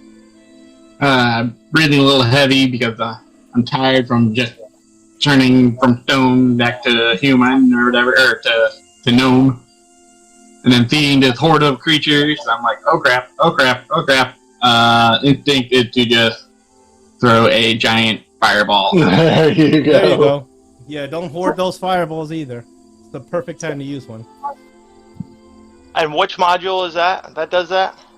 That is B9 spell tokens. Okay. Plus, okay. Rob Tui, there's a spell token thingy. Oh, they already talked to me back from Fantasy Grounds. They said that they fixed it. So I'm going to test that out. There you go. See how easy that was? Yeah, it's something about my account wasn't confirmed. Tolan, you're missing the two zombies on the bottom, 7 and 8. There's a 7 and 8? Yeah.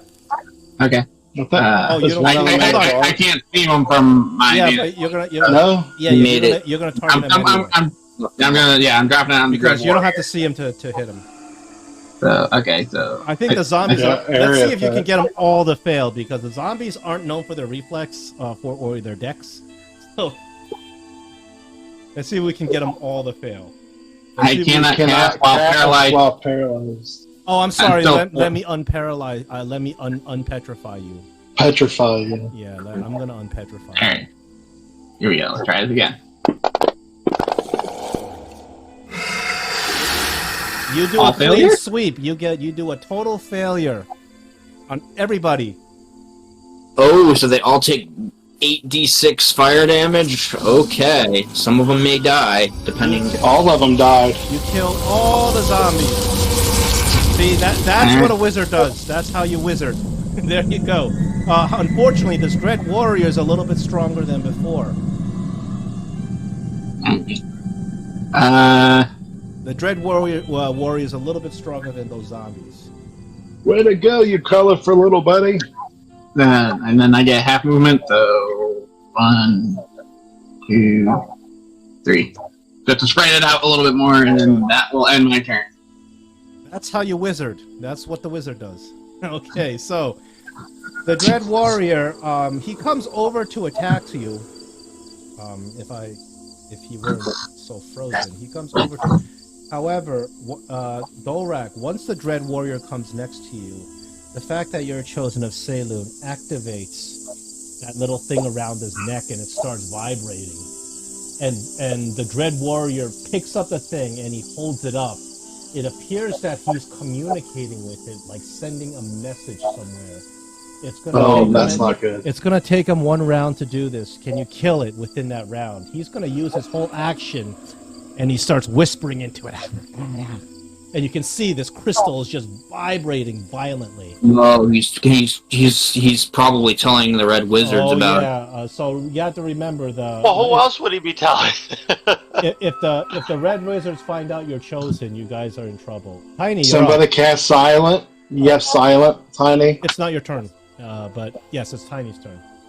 You have. That's what I said. Tiny? That can't No.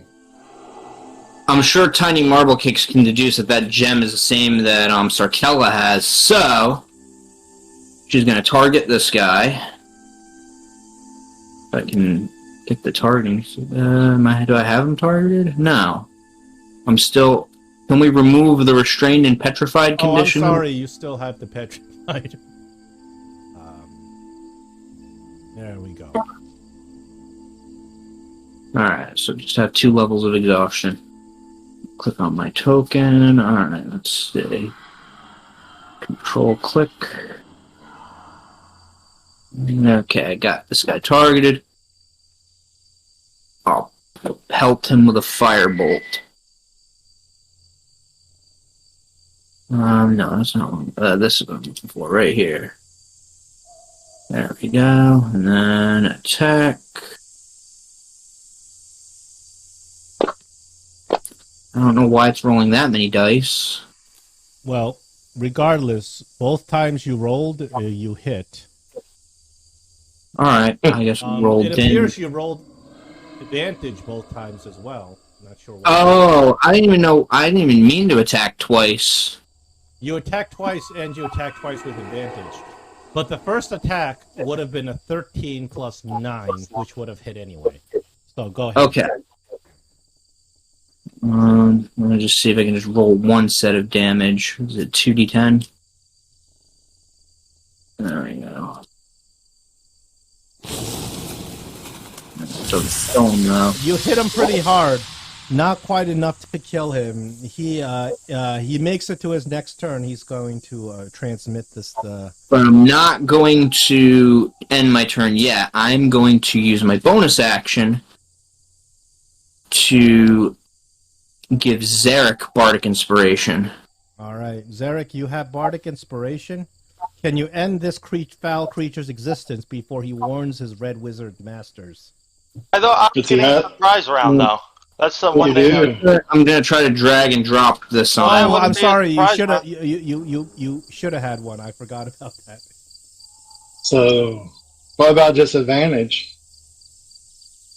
Yeah, can I get advantage on him? Wait, at least? in terms of surprise round, you did get one round in the beginning before we started combat, right?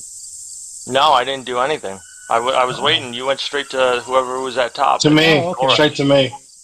That's all right. If you don't kill it with this action, I'll give you another one. How about that? Okay, sure. Well, there's also 2 other two other us to hopefully kill it. Oh, and he rolled a 2. You can add a D10 to that. There you go. That's it. There He's we go. dead. So you end it. The crystal, still vibrating violently, drops to the ground, right next to you guys. I stomped the well. Is the crystal like a sending stone essentially? You're not sure exactly what it is. It appears to. I want to identify the crystal. Is it still vibrating on the floor even though he's not holding it? Yeah. The crystal's reacting to you. It is identifying you guys as chosen. So we probably do want to stomp it. Yeah, just stomp it. You smash the crystal to shards on the floor, and it stops working. Oh, you Okay. guys, really, that was a close one for you guys. Just hope that they didn't alert any of the red wizards. That was a real close one. So we cleaned out the first area. We took out these. What were these creatures called again? That we fought originally right here. I think you guys all failed your check, so you don't even know. They are iron bowls that breathe out petrifying fumes. Okay. You might be able to go and ask somebody somewhere else, and they might be able to tell you. Yeah. But we took them out. We took out this patrol. So now I think would be a good time to go back to the what is it? The Black Gate and heal up. Get to the gatehouse, and I think we should take a long rest because everybody except Zarek has 2 levels of exhaustion. Exactly. And So we're going to do that when Naris comes back?